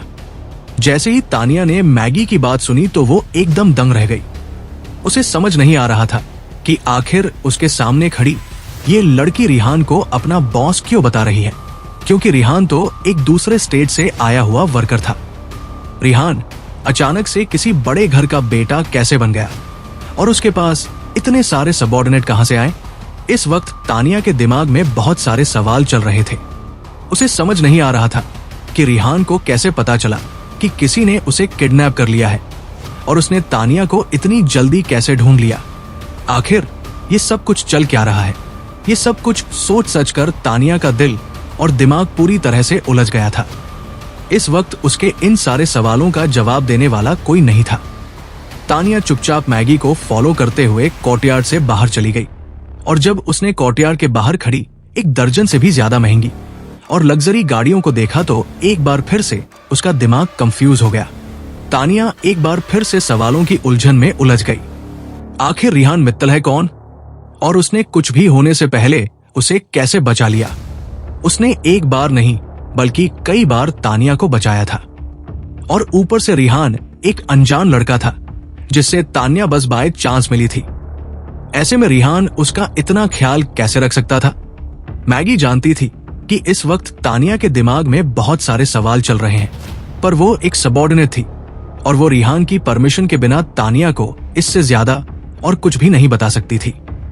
रिहान और तानिया के रिश्ते के बारे में सिर्फ रिहान ही अपनी बहन को बता सकता था। मैगी एक नौकर होने के नाते ये पोजीशन नहीं रखती थी। तानिया को इतना परेशान देखकर मैगी ने सिर्फ उसे इतना कहा, मैं जानती हूं कि तुम्हारे दिल में इस वक्त बहुत सारे सवाल हैं, पर तुम चिंता मत करो, तुम्हें इन सारे सवालों के जवाब जल्दी मिल जाएंगे। अब इसके बारे में ज्यादा मत सोचो। एक बार उन लोगों से बॉस अपना हिसाब बराबर कर ले, उसके बाद वो तुम्हें नेचुरली सब कुछ बता। ये थे कि रिहान और बाकी सब लोग यहाँ चोरी करने नहीं आए थे, बल्कि तानिया के लिए आए थे, जिसे कुछ देर पहले इन्होंने किडनैप करके बेसमेंट में छुपाया था। अब जाकर इन सारे गुंडों को पता चल रहा था कि रिहान और उसके लोग यहाँ पर चोरी करने नहीं आए हैं, बल्कि उस लड़की के लिए आए हैं जिसे इन लोगों ने कुछ देर पहले किडनैप करके बेसमेंट में छुपाया था। ये लोग काफी ज्यादा शॉक थे। इन्हें विश्वास नहीं हो रहा था कि ये सब लोग इतनी जल्दी उनका पीछा करते हुए यहाँ तक आ जाएंगे। इन्हें आखिर इतनी जल्दी पता कैसे चला? हालांकि जल्दी ही इन्हें इस बात का एहसास हो गया कि उनके सामने खड़े सभी लोग काफी ज्यादा ताकतवर हैं और अब धीरे धीरे इन लोगों को इन ताकतवर लोगों से डर लग रहा था। ऐसा लग रहा था जैसे इनकी आत्मा इनके शरीर से गायब हो गई हो। इन्हें पहले ही पता चल गया था कि उन्होंने आज रात काफी बड़ी गलती कर दी है। इन सब लोगों का दिल डर के मारे धड़कना बंद कर गया था। इन्हें ऐसा लग रहा था कि इस दुनिया में गलती करने के बाद रिग्रेट से बचने की कोई दवाई क्यों नहीं है। अगर इन्हें पता होता कि उनके साथ आज ऐसा कुछ होने वाला है तो ये कभी भी तानिया की तरफ आंख उठाकर देखने की गलती नहीं करते। जितने भी लोग इस वक्त खड़े थे वो सब यही दुआ कर रहे थे कि बेसमेंट में उनके साथ आया हुआ उनका छठा साथी शांति से सो गया हो, क्योंकि अगर उसने तानिया के साथ कुछ भी गलत किया होगा तो सामने खड़ा ये लड़का इन लोगों को बिल्कुल माफ नहीं करेगा और हो सकता है कि रिहान उनके साथ कुछ ऐसा करे कि उनकी हड्डियां भी किसी को ना मिले। वहीं दूसरी तरफ जैसा ये गुंडा और उसके साथी सोच रहे थे कुछ वैसा ही हो रहा था। बेसमेंट के अंदर इनका छठा साथी शुरू में तो इस तरह का नाटक कर रहा था जैसे वो सच में यहाँ आकर सोने वाला हो, पर जब बाकी लोग उसे सोता हुआ सोचकर बाहर चले गए तो इस आदमी के चेहरे पर एक टेढ़ी मुस्कान आ गई। ये आदमी सच में नाटक कर रहा था कि इसे नींद आ रही है, जबकि इसका असली मोटिव सबसे पहले तानिया का फायदा उठाना था। पूरे बेसमेंट में इस वक्त बहुत हल्की लाइट थी, जिसकी वजह से ये गुंडा इस हल्की लाइट में भी किसी मॉन्स्टर से कम नहीं लग रहा था। तानिया का जब किडनैप किया गया था तो वो पहले ही इतना डर गई थी कि उसका पूरा शरीर ठंडे पसीने से भीग गया था। वो यहां से भगाने के बारे में कोई आइडिया निकाल पाती। उससे पहले ही उसने देखा कि दारू के नशे में धुत छठा गुंडा अचानक से खड़ा हो गया है और उसके चेहरे पर एक घटिया मुस्कान थी। तानिया को समझ आ गया था कि ये आदमी कुछ ना कुछ उसके साथ गलत करना चाहता है, इसीलिए इस तरह से मुस्कुरा रहा है। तानिया को अच्छी तरह से रस्सी से बांधा हुआ था, इस वजह से वो अपनी जगह से हिल भी नहीं पा रही थी। तानिया बार बार जमीन पर अपने पैरों को मार रही थी और अपने हाथों को रस्सी से आजाद करने की कोशिश कर रही थी। जब उस छठे गुंडे ने देखा कि तानिया यहां से भागने की कोशिश कर रही है, तो उसने बहुत ही घमंड के साथ और हंसते हुए कहा है, लड़की, तू बिना वजह अपना टाइम बर्बाद कर रही है। तू किसी भी हाल में इस बेसमेंट से तब तक नहीं भाग पाएगी जब तक हम खुद तुझे यहां से नहीं जाने देंगे। यहां से जाने का सिर्फ एक ही रास्ता है और वहां भी बहुत सारे लोग बैठे हुए हैं, तो फालतू की मेहनत करना बंद कर। तानिया को इस वक्त बहुत ज्यादा डर लग रहा था, पर फिर भी वो इस आदमी को अपनी मरी हुई आवाज में धमकी देते हुए बोली, चुपचाप मुझे यहां से जाने दो वरना तुम लोगों के लिए अच्छा नहीं होगा। जैसे ही उसके पास खड़े गुंडे ने तानिया की धमकी सुनी तो उसने अजीब तरह से हंसते हुए अपने बालों पर हाथ फेरते हुए कहा, मुझे धमकाने की सोचना भी मत, क्योंकि मैं किसी से नहीं डरता और अगर धमकी देनी ही है तो थोड़ा तरीके से दो। तुम्हारे सामने इतना हैंडसम आदमी खड़ा है, तुम मुझे हैंडसम कहकर बुला सकती हो। जैसे ही तानिया ने उस आदमी की बात सुनी और उसका चेहरा देखा तो उसे हैंडसम शब्द से ही नफरत हो गई। तानिया ने फिर से उसे नफरत से धमकी देते हुए कहा, मेरे करीब आने की सोचना भी मत, वरना मैं तुम्हें ऐसा मारूंगी कि तुम अपनी मौत की भीख मांगोगे। तानिया की फिर से गीदड़ धमकी सुनकर उस आदमी को हंसी आ गई और उसने हंसते हुए कहा, अगर तुम मुझे मारना चाहती हो तो मार लो, मैं बिल्कुल मना नहीं करूंगा, कम से कम इस तरीके से तुम मुझे छुओगी तो सही। तानिया ने जब देखा कि उसकी बात का इस आदमी पर कोई असर नहीं हो रहा है तो वो बहुत ज्यादा घबराने लगी और अब तक उसे रोना आ रहा था।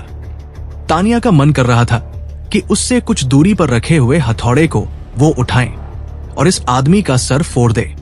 हालांकि ये मुमकिन नहीं था क्योंकि वो पूरी तरह से रस्सी से बंधी हुई थी और उसके लिए अपनी जगह से हिल पाना भी मुश्किल हो रहा था। तानिया को रोता हुआ देखकर सामने खड़े आदमी ने हंसते हुए कहा, रोने से कोई फायदा नहीं है, क्योंकि मुझे जो करना है मैं करके रहूंगा। अच्छा होगा अगर तुम मेरा साथ दो ताकि हम लोग आराम से अपना टाइम स्पेंड कर सके।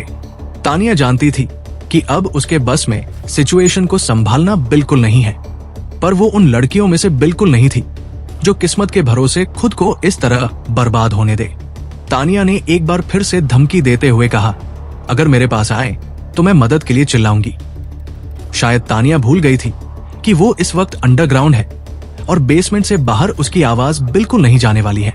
वहीं दूसरी तरफ तानिया की बात सुनकर सामने खड़ा आदमी जोर जोर से हंसने लगा और हंसते हुए बोला, हाँ तो चिल्लाओ ना, तुम्हें मना किसने किया है, पर मैं तुम्हें बता दूं कि तुम्हारी आवाज आसपास के गांव वाले तो दूर की बात है, बेसमेंट के ऊपर बने कमरे में जो लोग हैं वो भी नहीं सुन पाएंगे। तुम्हारा गला सूख जाएगा पर कोई भी तुम्हारी मदद करने के लिए नहीं आएगा। इस आदमी ने तानिया को चिढ़ाते हुए आगे कहा, तुम रहने दो, एक काम करता हूं, मैं ही चिल्ला लेता हूं, तुम्हारे गले में दर्द हो जाएगा ना, तुम्हारी तरफ से मैं चिल्ला लूंगा, कोई आकर तानिया को बचाओ, कोई आकर तानिया को बचाओ। हाँ, तानिया ने जब इस आदमी को इस तरह की हरकत करते हुए देखा तो उसे और भी ज्यादा घबराहट होने लगी। वो भले ही खुद को स्ट्रांग दिखा रही थी, पर मन ही मन में वो कब की अपनी हिम्मत हार चुकी थी। अपनी बातें कहकर ये आदमी अपने गंदे हाथों से तानिया को छूने ही वाला था कि तभी अचानक से बेसमेंट का दरवाजा खुलने की आवाज आई। इस आवाज को सुनकर इस छठे आदमी ने तुरंत अपना हाथ पीछे खींच लिया और गुस्से से चीखते हुए बोला, क्या तुम लोग थोड़ी देर सब्र नहीं रख सकते हो? क्या तुम लोग इस बार मुझे पहले ये काम नहीं करने दे सकते हो? इतना कहकर जैसे ही वो आदमी ऊपर की तरफ देखने के लिए मुड़ा तो एक जोरदार किक उसके मुंह पर आकर लगी, जिसकी वजह से वो सीधे जमीन पर जाकर गिरा।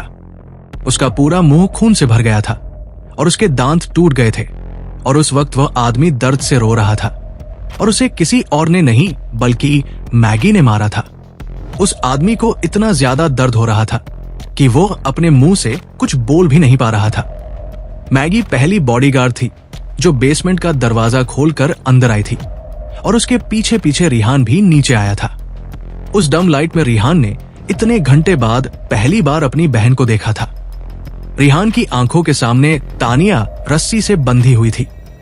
हालांकि उसके कपड़े अभी भी सही थे और उसके चेहरे या हाथ पैरों पर किसी तरह की कोई चोट नजर नहीं आ रही थी। तानिया तो सही थी, पर पिछले कुछ टाइम से रिहान ने अपना जो गुस्सा अपने मन में दबाया हुआ था वो एकदम से फूट पड़ा और रिहान ने मैगी को ऑर्डर देते हुए कहा, तुरंत इस कुत्ते के पिल्ले को उठाकर ऊपर लेकर जाओ। अगले ही पल मैगी ने ऑर्डर एक्सेप्ट करते हुए अपने बाकी टाइगर सिक्योरिटी गार्ड साथियों की तरफ देखा, जो एक के बाद एक नीचे आए और उस छठे इंसान को खींचकर वापस ऊपर ले गए। अचानक से रिहान का आना और ये सब होना तानिया को पूरी तरह से दंग कर गया था। तानिया अभी भी हैरान से इन सब लोगों को देख रही थी। उसका दिमाग किसी भी तरह से रिएक्ट नहीं कर रहा था और इस वक्त उसकी आंखों के सामने जो इंसान खड़ा था वो रिहान था, जिसने उसकी जान बचाई थी। हालांकि तानिया ने कभी उम्मीद नहीं की थी कि रिहान यहां तक पहुंचेगा। रिहान को सामने देखकर तानिया इतना ज्यादा एक्साइटेड हो गई कि उससे ठीक से बोला भी नहीं जा रहा था और वो अजीब से सवाल करते हुए बोल रही थी, रिहान रिहा देंगे। मैगी की बात सुनकर तानिया ने हल्के से अपना सिर हाँ में हिला दिया। तानिया ने गाड़ी का दरवाजा खोलकर उसमें बैठने से पहले अचानक से मैगी से पूछ लिया, क्या आपके बॉस रिहान मित्तल मुझ में इंटरेस्टेड है? इतना कहकर तानिया के गाल अगले ही पल शर्म के मारे गुलाबी हो गए। इस वक्त जो भी सिचुएशन थी उसके हिसाब से तानिया बस यही कंक्लूजन निकाल पाई थी। वो जानती थी कि वो बहुत सुंदर है और स्कूल में सभी लड़के हर वक्त पागलों की तरह उसके पीछे पड़े रहते हैं। यहाँ तक कि उसके स्कूल में जो लड़कियां हैं वो भी हर वक्त उसे जलन से देखती रहती है और उसके घर में उसके अपने सौतेले पिता हर वक्त उसे अजीब सी नजरों से घूरते रहते हैं क्योंकि वो सुंदर है।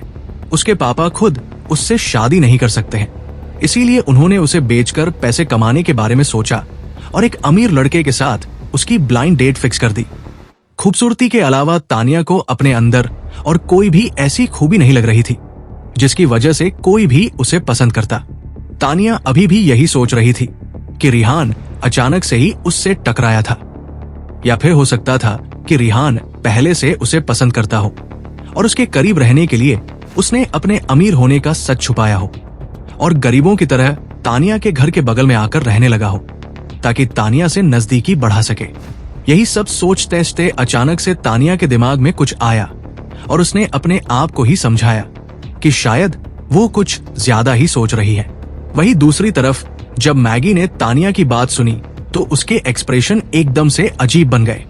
ये कहना मुश्किल था कि इस वक्त उसके दिमाग में और दिल में क्या फीलिंग आ रही थी, पर अगर कोई मैगी के चेहरे को ध्यान से देखता तो समझ जाता कि तानिया की बात सुनकर मैगी इस वक्त काफी ज्यादा शॉक में थी। वहीं दूसरी तरफ अभी तक तानिया की नजर भी मैगी के इन एक्सप्रेशन पर चली गई थी और वो मन ही मन जोर जोर से हंसने लगी। उसने अपने मन में सोचा कि शायद वो कुछ ज्यादा ही सोच रही थी और इसीलिए उसने अपने सामने खड़ी लड़की को भी कंफ्यूज कर दिया।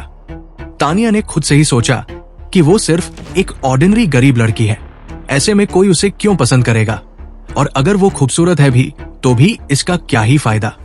वो सिर्फ एक सजावट के सामान से ज्यादा और कुछ नहीं है। अगर देखा जाए तो अमीर लड़कों के पास एक से बढ़कर एक खूबसूरत लड़कियां होती है। बाकी लोगों को छोड़ो, अगर बात रिहान की जाए तो उसके पास पता नहीं कितनी खूबसूरत लड़कियां होंगी, और अगर सबको एक तरफ कर दिया जाए तो सामने खड़ी लड़की मैगी ही 100 लड़कियों की खूबसूरती के बराबर थी। अचानक ही तानिया के मन में आया कि शायद उसके और मैगी के लुक में थोड़ा सा डिफरेंस है। वो एक छोटी लड़की थी जो अभी तक पूरी तरह से मैच्योर भी नहीं हुई थी। मैगी जैसी मच्योर और खूबसूरत लड़की से अपनी बराबरी कभी नहीं कर सकती थी। मैगी एक स्वर्ग से उतरी हुई अप्सरा की तरह थी जो इस वक्त धूल से सनी हुई थी और उसके पूरे कपड़ों पर मिट्टी लगी हुई थी, पर इसमें भी उसकी खूबसूरती कम नहीं हुई थी। वहीं दूसरी तरफ मैगी ने तुरंत खुद को संभाला और तानिया की आंखों में देखा जिसमें लगातार इमोशंस बदल रहे थे। उसे देखकर मैगी ने मुस्कुराते हुए कहा, इतना ज्यादा मत सोचो। तुम जैसा सोच रही हो मामला वैसे बिल्कुल नहीं है। तुम्हें बहुत ज्यादा इंतजार करने की जरूरत नहीं है। रिहान सर जल्दी ही तुम्हें हकीकत बता देंगे। मैगी की बात सुनकर तानिया ने हल्के से अपना सिर हाँ में हिलाते हुए कहा, ठीक है, मैं इंतजार करूंगी। मैगी तानिया को गाड़ी में बैठाकर वापस कोर्टयार्ड में चली गई ताकि देख सके कि रिहान उन लोगों के साथ क्या कर रहा है। वहीं दूसरी तरफ कोर्टयार्ड में रिहान ने फिर से अपना पुराना रौद्र रूप धारण कर लिया था। इन लोगों ने उसकी बहन को किडनैप किया और उसे छेड़ने की कोशिश की थी। रिहान इसकी कीमत उन लोगों से अदा करवा कर मानने वाला था। रिहान जानता था कि अगर उसने इन सब लोगों को आसानी से जाने दिया तो ये लोग कल को फिर से किसी और की बहन को छोड़ेंगे। इसीलिए रिहान इन लोगों को इस बार सबक सिखाने वाला था। जिन 2 गुंडों को पहले ही कोर्टयार्ड के बाहर बांधा गया था, उन्हें भी घसीटकर यहां ले आया गया था। इस वक्त ये सब टोटल 6 लोग थे और सभी के डर के मारे पसीने छूट रहे थे। ये लोग जानते थे कि उन्होंने आज बहुत बड़ी गलती की है और अब रिहान इन्हें जिंदा नहीं छोड़ेगा, क्योंकि सब लोगों को रिहान की आंखों में उतरता हुआ खून साफ दिखाई दे रहा था। ये सब लोग जीना चाहते थे। अभी तो उनकी उम्र की क्या थी, लेकिन सामने खड़े रिहान की आंखों में जान से मार देने वाला जो एक्सप्रेशन दिखाई दे रहा था, वो इन्हें अंदर ही अंदर डरा रहा था। अचानक ये सभी लोग एकदम से रिहान के पैरों में जाकर गिर गए और उससे अपनी जान की भीख मांगने लगे। रिहान ने जब इनका ये एक्सप्रेशन और हरकत देखी तो काफी ज्यादा हैरान हो गया। सर प्लीज हमें छोड़ दीजिए। हमारे पास आंखें तो है पर फिर भी हम देख नहीं पाए कि आप कितने बड़े आदमी हैं। प्लीज हमें माफ कर दीजिए। हम सच में उस लड़की के साथ कुछ भी गलत नहीं करना चाहते थे। हमारा दिमाग खराब हो गया था। प्लीज हमें माफ कर दीजिए। हम पर थोड़ी सी दया दिखाएं और हमें जाने दीजिए। इन लोगों की बातें सुनकर रिहान ने हंसते हुए इन लोगों से कहा, क्या तुम लोग बेवकूफ हो? तुम्हारी हिम्मत कैसे हुई किसी लड़की के साथ ऐसी हरकत करने की? रिहान की बात सुनकर सब लोग सिर नीचे करके रिहान के पैरों में गिर गए और उससे माफी मांगने लगे। रिहान ने गुस्से से इन लोगों से कहा, अगर मैं टाइम पर यहां नहीं पहुंचता तो तुम लोग मेरी बहन के साथ पता नहीं क्या कर देते। और तुम लोग अभी भी मुझसे उम्मीद कर रहे हो कि एक भाई होने के नाते मैं तुम लोगों को माफ कर दूं। तुम्हें किसने हक दिया इतना कुछ करके मुझसे माफी मांगने का? रिहान अब इन लोगों को अपनी जिंदगी में दोबारा कभी भी देखना नहीं चाहता था। इसीलिए उसने अपने आसपास खड़े टाइगर सिक्योरिटी गार्ड की तरफ देखा और उन्हें आर्डर दिया, मैं दोबारा इन लोगों को खड़ा होता हुआ भी नहीं देखना चाहता हूं। तुरंत इन सब लोगों के पैर तोड़ दो और इन्हें इतना दर्द दो कि ये लोग खुद को जान से मारने के लिए कहें। रिहान चाहता तो इन लोगों को आसान मौत दे सकता था, पर वो नहीं चाहता था कि ये लोग कल को उसकी बहन की तरह किसी और लड़की के साथ कुछ भी गलत करें। इसलिए रिहान इनके पैर कटवाकर इन्हें जिंदगी भर ऐसे ही घुमाना चाहता था, ताकि ये लोग याद रखें कि किसी भी लड़की के साथ गलत करना कितना खतरनाक हो सकता है। रिहान अच्छे से जानता था कि इस तरह की जिंदगी से अच्छी मौत होती है, पर रिहान इन्हें इतनी आसान मौत बिल्कुल नहीं देने वाला था। अपने सबऑर्डिनेट्स को आर्डर देने के बाद रिहान उस कमरे से बाहर चला गया और कोर्टयार्ड में खड़े होकर कुछ दूरी पर खड़ी अपनी गाड़ी को देखने लगा। सामने खड़ी गाड़ी को देखकर रिहान ने एक गहरी लंबी सांस ली, क्योंकि वो जानता था कि अब उसके सामने बहुत सारे सवाल आने वाले हैं और उसे हर हाल में इन सभी सवालों के जवाब तानिया को देने होंगे। अचानक से आज इतना कुछ हो गया था कि रिहान अभी भी खुद को रिलैक्स नहीं कर पा रहा था और काफी ज्यादा अनकंफर्टेबल फील कर रहा था। कोर्टयार्ड में बंधा बायोनिक डॉग, जो शुरू से लेकर अभी तक यहीं पर बंधा हुआ था, जैसे ही उसने रिहान को देखा तो अपनी पूंछ हिलाते हुए रिहान के पास आ गया। बायोनिक रोबोट डॉग को देखकर ऐसा लग रहा था जैसे वो अपनी पूंछ हिलाकर रिहान को यह बताना चाह रहा हो कि वो इस वक्त रिहान के लिए कितना ज्यादा वफादार है और रिहान को देखकर कितना खुश हो रहा है। रिहान ने जब बायोनिक डॉग को अपने पास आते हुए देखा तो प्यार से उसका सिर सहला दिया और उसे एक तरफ जाने का इशारा कर दिया। वैसे तो ये बायोनिक डॉग क्रिएटेड था, पर फिर भी इसकी इंटेलिजेंस काफी ज्यादा हाई थी। हालांकि इनमें असली जानवरों के जैसे इमोशंस नहीं थे, पर फिर भी असली जानवर की तरह ये रोबोट पूरी तरह से सिमुलेटेड थे। एक तरफ जहां रिहान कमरे के बाहर आकर अपने बायोनिक रोबोट डॉग को और उसकी वफादारी को देख रहा था, तो वही दूसरी तरफ कमरे से आई हुई चीख सुनकर रिहान अपनी जगह से बिल्कुल नहीं हिला। आज की दुनिया का यही उसूल था, ताकतवर इंसान हमेशा कमजोर पर अपनी हुकूमत चलाता था। खास करके तब जब कोई कमजोर आदमी किसी तरह की गलती करता था तो वो अमीर आदमी उसे पनिशमेंट देने से बिल्कुल नहीं चूकता था। रिहान जानता था कि आज अगर वो ताकतवर नहीं होता और उसके पास पैसा और पावर नहीं होता तो उसकी बहन आज अपना सब कुछ हार जाती और हो सकता था कि उसकी जान भी चली जाती। इसीलिए रिहान के मन में इन गुंडों के लिए 1% भी सिंपैथी नहीं जाग रही थी। उसे लग रहा था कि उनके साथ जो हो रहा है अच्छा हो रहा है और ये लोग यही डिर्व करते हैं। तानिया को छोड़कर मैगी जब कोर्टयार्ड में रिहान के सामने आकर खड़ी हुई तो उसे देखकर ऐसा लग रहा था जैसे वो रिहान से कुछ कहना चाहती है पर कह नहीं पा रही है, जैसे उसने अपने आप को रोक रखा हो। इतने सालों से मैगी के साथ रहते हुए रिहान इतना तो समझ गया था कि मैगी कब क्या सोचती है। इसलिए मैगी को इतना सोचता हुआ देखकर रिहान ने उससे कहा, अगर तुम्हें कुछ कहना है तो तुम कह सकती हो, तुम्हें इस बात को अपने मन में रखने की कोई जरूरत नहीं है। रिहान की बात सुनकर मैगी ने रिहान से कहा, बॉस, मुझे लगता है कि मिस तानिया आपको पसंद करती है। और मैगी अपनी बात पूरी करती उससे पहले ही रिहान ने खुश होते हुए कहा, तो तुम ये बात कहने से इतना डर क्यों रही थी? यही तो मैं चाहता था ना। अगर मेरी अपनी बहन मुझे पसंद नहीं करेगी तो क्या दूसरों की बहनें करेंगी? रिहान को खुश देखकर मैगी ने तुरंत अपना सिर नामे हिलाते हुए कहा, नहीं बॉस, मैं जो कहना चाह रही हूं आप समझिए। जैसा एक बहन अपने भाई को पसंद करती है वैसा नहीं, बल्कि दो लवर्स जैसे एक दूसरे को पसंद करते हैं वैसा। जैसे ही रिहान ने मैगी की बात सुनी तो वो एकदम दंग रह गया। क्या इतना कहकर रिहान अपना सिर पकड़कर अपने सिर को कुचाने लगा। उसकी अपनी बहन उससे प्यार करने लगी थी और ये सही नहीं था। रिहान अपनी ही बहन से प्यार कैसे कर सकता था? भले ही वो उसकी सौतेली बहन थी पर फिर भी थी तो उसकी बहन ही। शुरू से लेकर अब तक रिहान ने तानिया को अपनी बहन की तरह ही ट्रीट किया था और कभी भी उसके बारे में कुछ भी गलत नहीं सोचा था। हालांकि आज जो कुछ हुआ उसके बाद रिहान ने डिसाइड कर लिया था कि वो जल्द से जल्द तानिया को बता देगा कि वो उसका भाई है। पर वो कुछ बताता उससे पहले ही तानिया ने उसके बारे में गलत समझ लिया था। रिहान ने अपना सिर पकड़ते हुए मैगी से पूछा, अब मैं क्या करूं मैगी?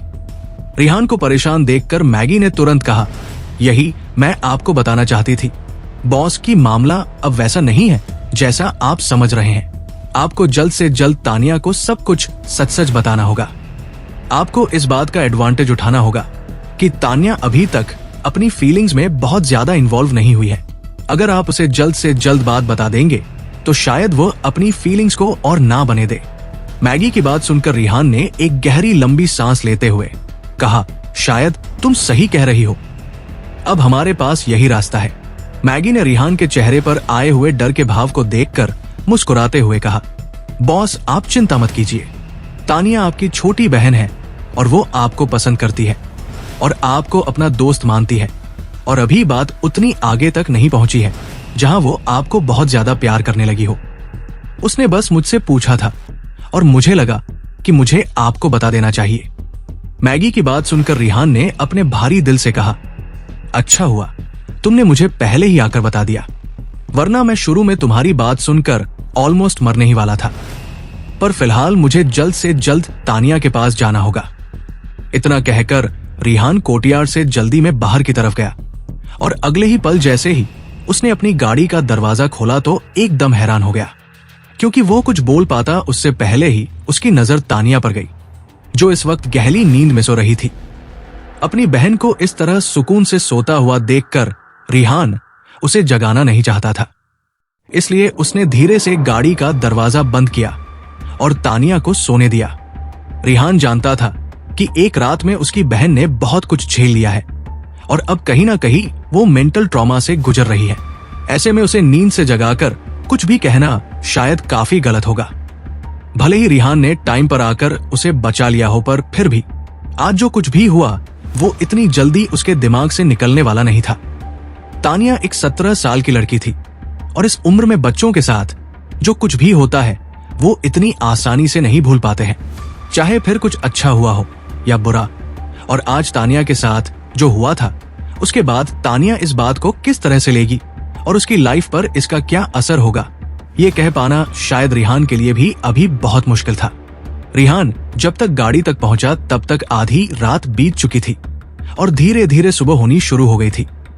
आज रात तानिया के साथ जो कुछ भी हुआ और जिस मुसीबत से वो बाल बाल बची थी, उसके बाद इतनी गहरी नींद में सोना शायद आम बात नहीं थी। हालांकि तानिया को ऐसा कुछ नहीं लगता था। जब वो रिहान की गाड़ी में बैठी तो उसे अचानक से ही सब कुछ सुकून से भरा हुआ लगने लगा। उसे ऐसा लग रहा था जैसे अब पूरी दुनिया में इससे ज्यादा सुकून उसे कहीं नहीं मिल सकता। उसे अब यहाँ पर घर से भी ज्यादा अच्छा लग रहा था। उसे नहीं पता था कि इसका क्या कारण था, पर उसके मन में उसे एक अलग सी खुशी महसूस हो रही थी। उसे काफी अच्छा लग रहा था और वो अपने आप को इस गाड़ी में कंफर्टेबल फील कर रही थी। ये बिल्कुल वैसी ही फीलिंग थी जैसी पहली बार रिहान को देखने पर तानिया ने महसूस की थी। पता नहीं क्यों, पर जब पहली बार तानिया रिहान से मिली थी तो उस वक्त भी उसे पूरी रात नींद नहीं आई थी। पता नहीं क्यों, पर एक अनजान आदमी जिससे वो पहली बार मिल रही थी, उसे वो अपना सा लग रहा था। इस वक्त भी तानिया अपनी ही सोच में खोई हुई थी और रिहान के वापस आने का इंतजार कर रही थी। पर इस गाड़ी में कुछ अलग ही सुकून था, जिसकी वजह से पता नहीं उसे कब गहरी नींद आ गई। इस वक्त नींद में भी तानिया के चेहरे पर हल्की सी मुस्कान थी। असल में तानिया सोते सोते सपना देख रही थी कि रिहान बड़े भाई की तरह उसका ख्याल रख रहा है और उसकी परवाह कर रहा है, और ये देखकर ही अचानक उसके चेहरे पर मुस्कान आ गई। सच कहें तो पिछले 10 सालों में आज पहली बार तानिया सुकून की नींद सोई थी। ये वो सुकून था जो उसे कभी अपने घर पर भी नहीं मिला था, खास करके जब भी वो घर पर होती थी। जब से तानिया बड़ी हुई थी और चीजों को और लोगों को समझने लगी थी, तब से तानिया को अपने सौतेले पिता से और उनकी नजरों से डर लगता था। अभी तक वो इतना समझ गई थी कि उसके सौतेले पिता उसे अच्छी नजरों से नहीं देखते हैं और कभी भी उस पर हमला कर सकते हैं। इसीलिए तानिया कभी भी गहरी नींद में सोती ही नहीं थी। वहीं दूसरी तरफ रिहान के सबऑर्डिनेट सभी भी उन सभी गुंडों से निपट रहे थे। हालांकि रिहान ने उन सबको आर्डर दे दिया था कि इस दौरान शोर शराबा बिल्कुल नहीं होना चाहिए, क्योंकि गाड़ी में उसकी बहन सो रही है और वो बिल्कुल नहीं चाहता कि उसकी बहन को थोड़ा सा भी डिस्टरबेंस हो। इस दौरान सबऑर्डिनेट्स को थोड़ी सी मुश्किल भी उठानी पड़ी, पर फिर भी उन्होंने आराम से अपना काम किया और चुपचाप इन लोगों से निपटकर आराम से गाड़ी में आकर बैठ गए। रिहान ने सब लोगों को आर्डर दिया था कि सब लोग वापस शहर की तरफ चलेंगे। इस वक्त पूरे गांव में एकदम शांति छाई हुई थी। गांव में किसी को नहीं पता था कि इन गुंडों के साथ अभी अभी क्या हुआ। गांव में जितने कुत्ते थे सब चुपचाप डर के मारे छुपे हुए थे। किसी में भी रिहान के भयानक डॉग के सामने आने की हिम्मत नहीं थी। कुत्तों के ना भौंकने की वजह से भी गांव में किसी को कुछ पता नहीं चला। भले ही अब तक किसी को कुछ पता नहीं चला था, पर रिहान जानता था कि सूरज उगने के बाद पूरे गांव में ये बात पता चल जाएगी और उसके बाद गांव में एक नया ही तूफान खड़ा हो जाएगा। हालांकि उसके बाद जो कुछ भी होने वाला था, रिहान को उससे कोई फर्क नहीं पड़ता था। इनके जैसे कुछ गुंडों को मार देने से रिहान पर कोई असर नहीं होने वाला था। वो तो मित्तल था जो अपना खुद का साम्राज्य चलाता था। भले ही गांव वालों की नजरों में ये बहुत बड़ी बात होगी, पर रिहान के लिए ये बहुत छोटी बात थी, क्योंकि आज से पहले भी उसने बहुत सारे गलत लोगों को मारा था। इस वक्त रिहान को जिस बात पर सबसे ज्यादा ध्यान देना था वो सिर्फ उसकी बहन थी, जो इस वक्त उसके बगल में सो रही थी। रिहान की लग्जरी गाड़ी लगातार उत्तराखंड के ऋषिकेश शहर की ओल्ड सिटी की तरफ बढ़ रही थी, जहां एक तरफ रिहान ने तानिया को सही सलामत बचा लिया था, तो वहीं दूसरी तरफ तानिया का परिवार अभी भी पागलों की तरह उसे ढूंढ रहा था। ऐसा नहीं था कि उन लोगों को तानिया की परवाह हो रही थी, बल्कि उन्हें इस बात की परवाह थी कि अगर आज तानिया उन लोगों को नहीं मिली या उसके साथ कुछ गलत हो गया तो उनके हाथ से 5 मिलियन निकल जाएंगे, जो तानिया का ये सो कॉल्ड परिवार कभी भी सहन नहीं कर सकता था। अभी तक धीरे धीरे दिन होना शुरू हो गया था, पर तानिया के परिवार का ढूंढा हुआ सो कॉल्ड यंग बिजनेसमैन और अमीर ग्रूम आरव मल्हन का अभी तक आराम करने का कोई इरादा नहीं था। वो लगातार तानिया को ढूंढ रहा था और अपने लोगों को आर्डर दे रहा था कि किसी भी तरह से तानिया के बारे में पता लगाए। जहां एक तरफ रिहान तानिया को बके जाकर वापस घर लेकर जा रहा था, तो वही दूसरी तरफ आरव मल्हन अभी भी हर जगह तानिया को ढूंढ रहा था। उसे देखकर लग रहा था कि वो इतनी जल्दी हार नहीं मानेगा। ढूंढते ढूंढते दिन से फिर आधी रात से ज्यादा का वक्त निकल गया था पर उसकी आंखों में नींद ही नहीं थी। असल में बहुत कम लोग जानते थे कि आरव मल्हन की असली जिंदगी यही थी। वो रात भर उल्लू की तरह जागता था और दिन भर सोता था। उसकी हर रात किसी ना किसी फन प्लेस पर ही गुजरती थी और वो हर वक्त अपने आप को मौज मस्ती में ही लगाए रखता था। वहीं दूसरी तरफ तानिया के परिवार को ऐसा लग रहा था जैसे आरव को तानिया की बहुत ज्यादा फिक्र है और इसीलिए वो लोग काफी ज्यादा इमोशन हो गए थे। वो खुश थे कि उन्होंने तानिया के लिए आरव को चुना है। वहीं दूसरी तरफ इन लोगों की उम्मीद बढ़ गई थी कि शायद अब इनको उनके पैसे मिल जाएंगे और उनके 5 मिलियन कहीं नहीं जाने वाले। तानिया की मां ने परेशान होते हुए कहा, आरव, क्या तानिया के बारे में कोई भी खबर मिली? काफी लेट हो गया है और मुझे अपनी बेटी की बहुत चिंता हो रही है। तानिया की मां भले ही कितना भी पैसों के लिए जीती हो, पर फिर भी तानिया उनकी अपनी सगी औलाद थी जिसे उन्होंने खुद 9 महीने अपने पेट में रखकर पैदा किया था। इस वक्त उन्हें सच में तानिया की परवाह हो रही थी। तानिया की मां की बात सुनकर तानिया के सौतेले पिता ने उसकी मां से कहा, तुम इतना ज्यादा परेशान क्यों हो रही हो? मिस्टर आरव ने पहले ही अपने लोगों को भेज दिया है तानिया को ढूंढने के लिए। हमें कोई ना कोई सुराग जरूर मिलेगा। तानिया के माँ बाप आपस में बात कर रहे थे, तो वही दूसरी तरफ उनका बेटा लकी कब का गहरी नींद में सो चुका था। जहां एक तरफ आरव अभी भी अपने लोगों के साथ तानिया को ढूंढ रहा था, तो वही दूसरी तरफ तानिया का परिवार पहले ही घर वापस आ चुका था। ये लोग आरव के साथ उसकी गाड़ी में तानिया के स्कूल गए थे ताकि इन लोगों को कोई सबूत मिल सके।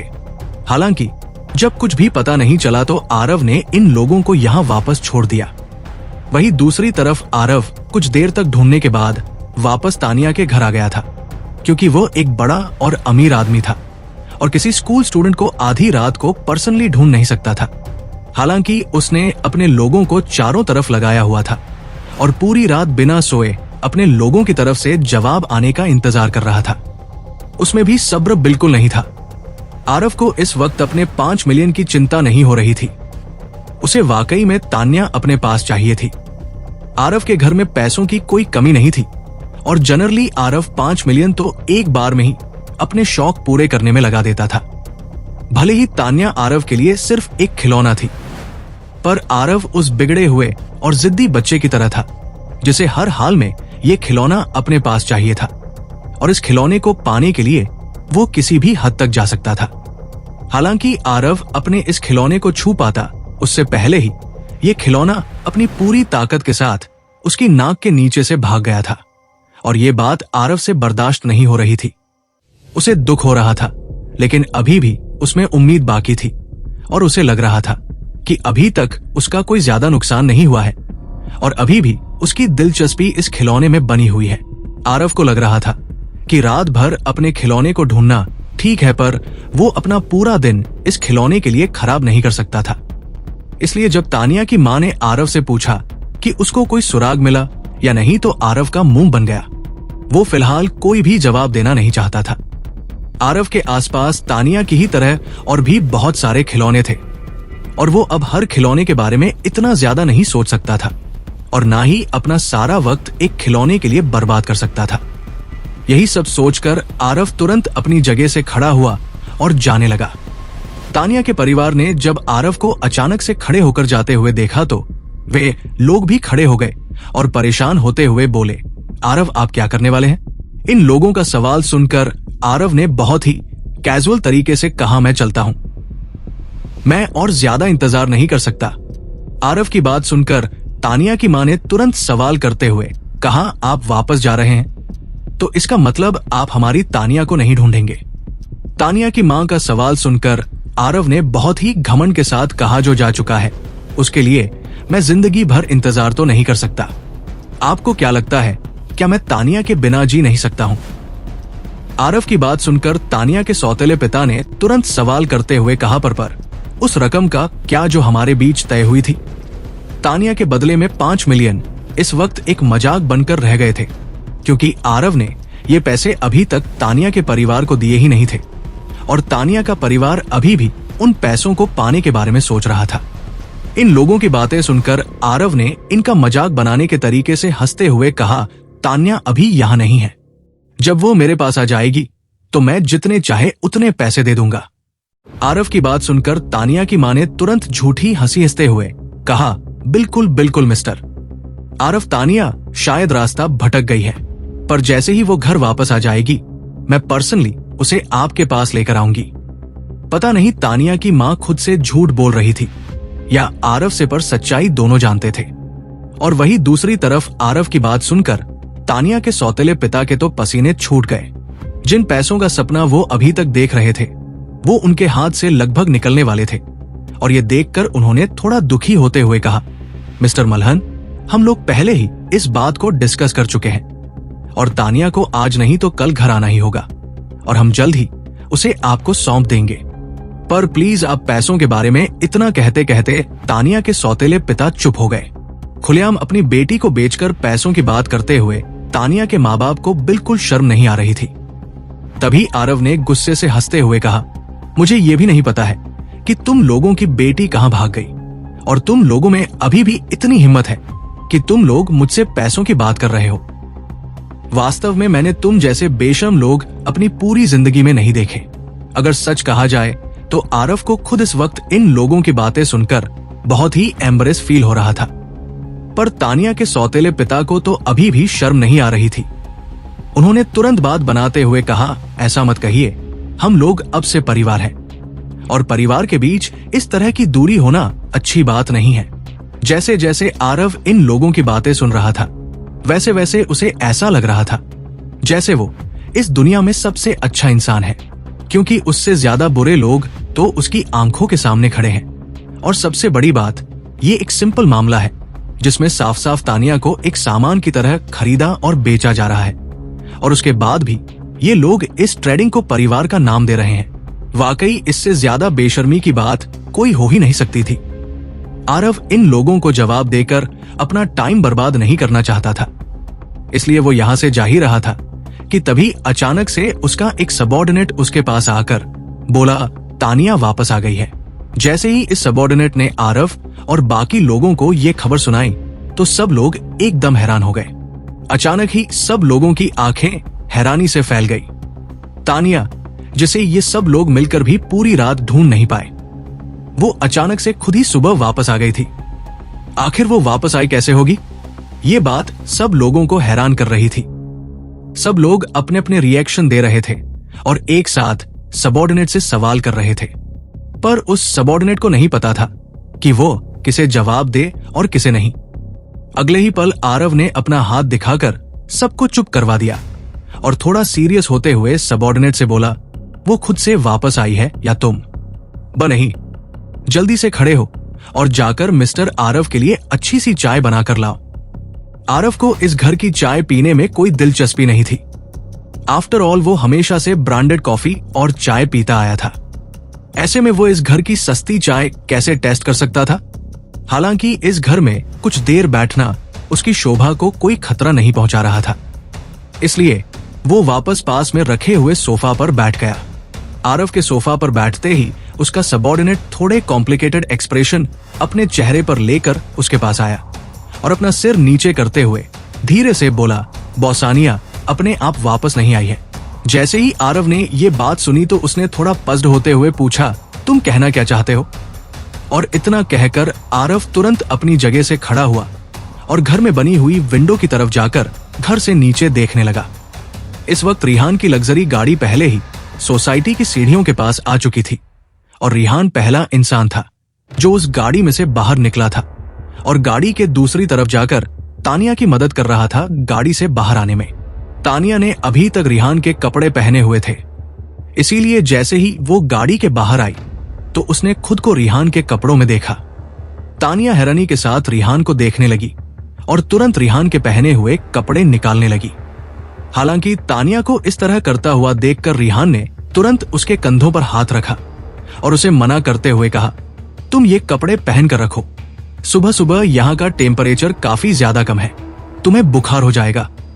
इस वक्त रिहान तानिया के काफी पास था और उसके हाथ तानिया के कंधों पर थे। इस बात का फायदा उठाकर तानिया ने अगले ही पल रिहान के गाल पर हल्की सी किस कर दी।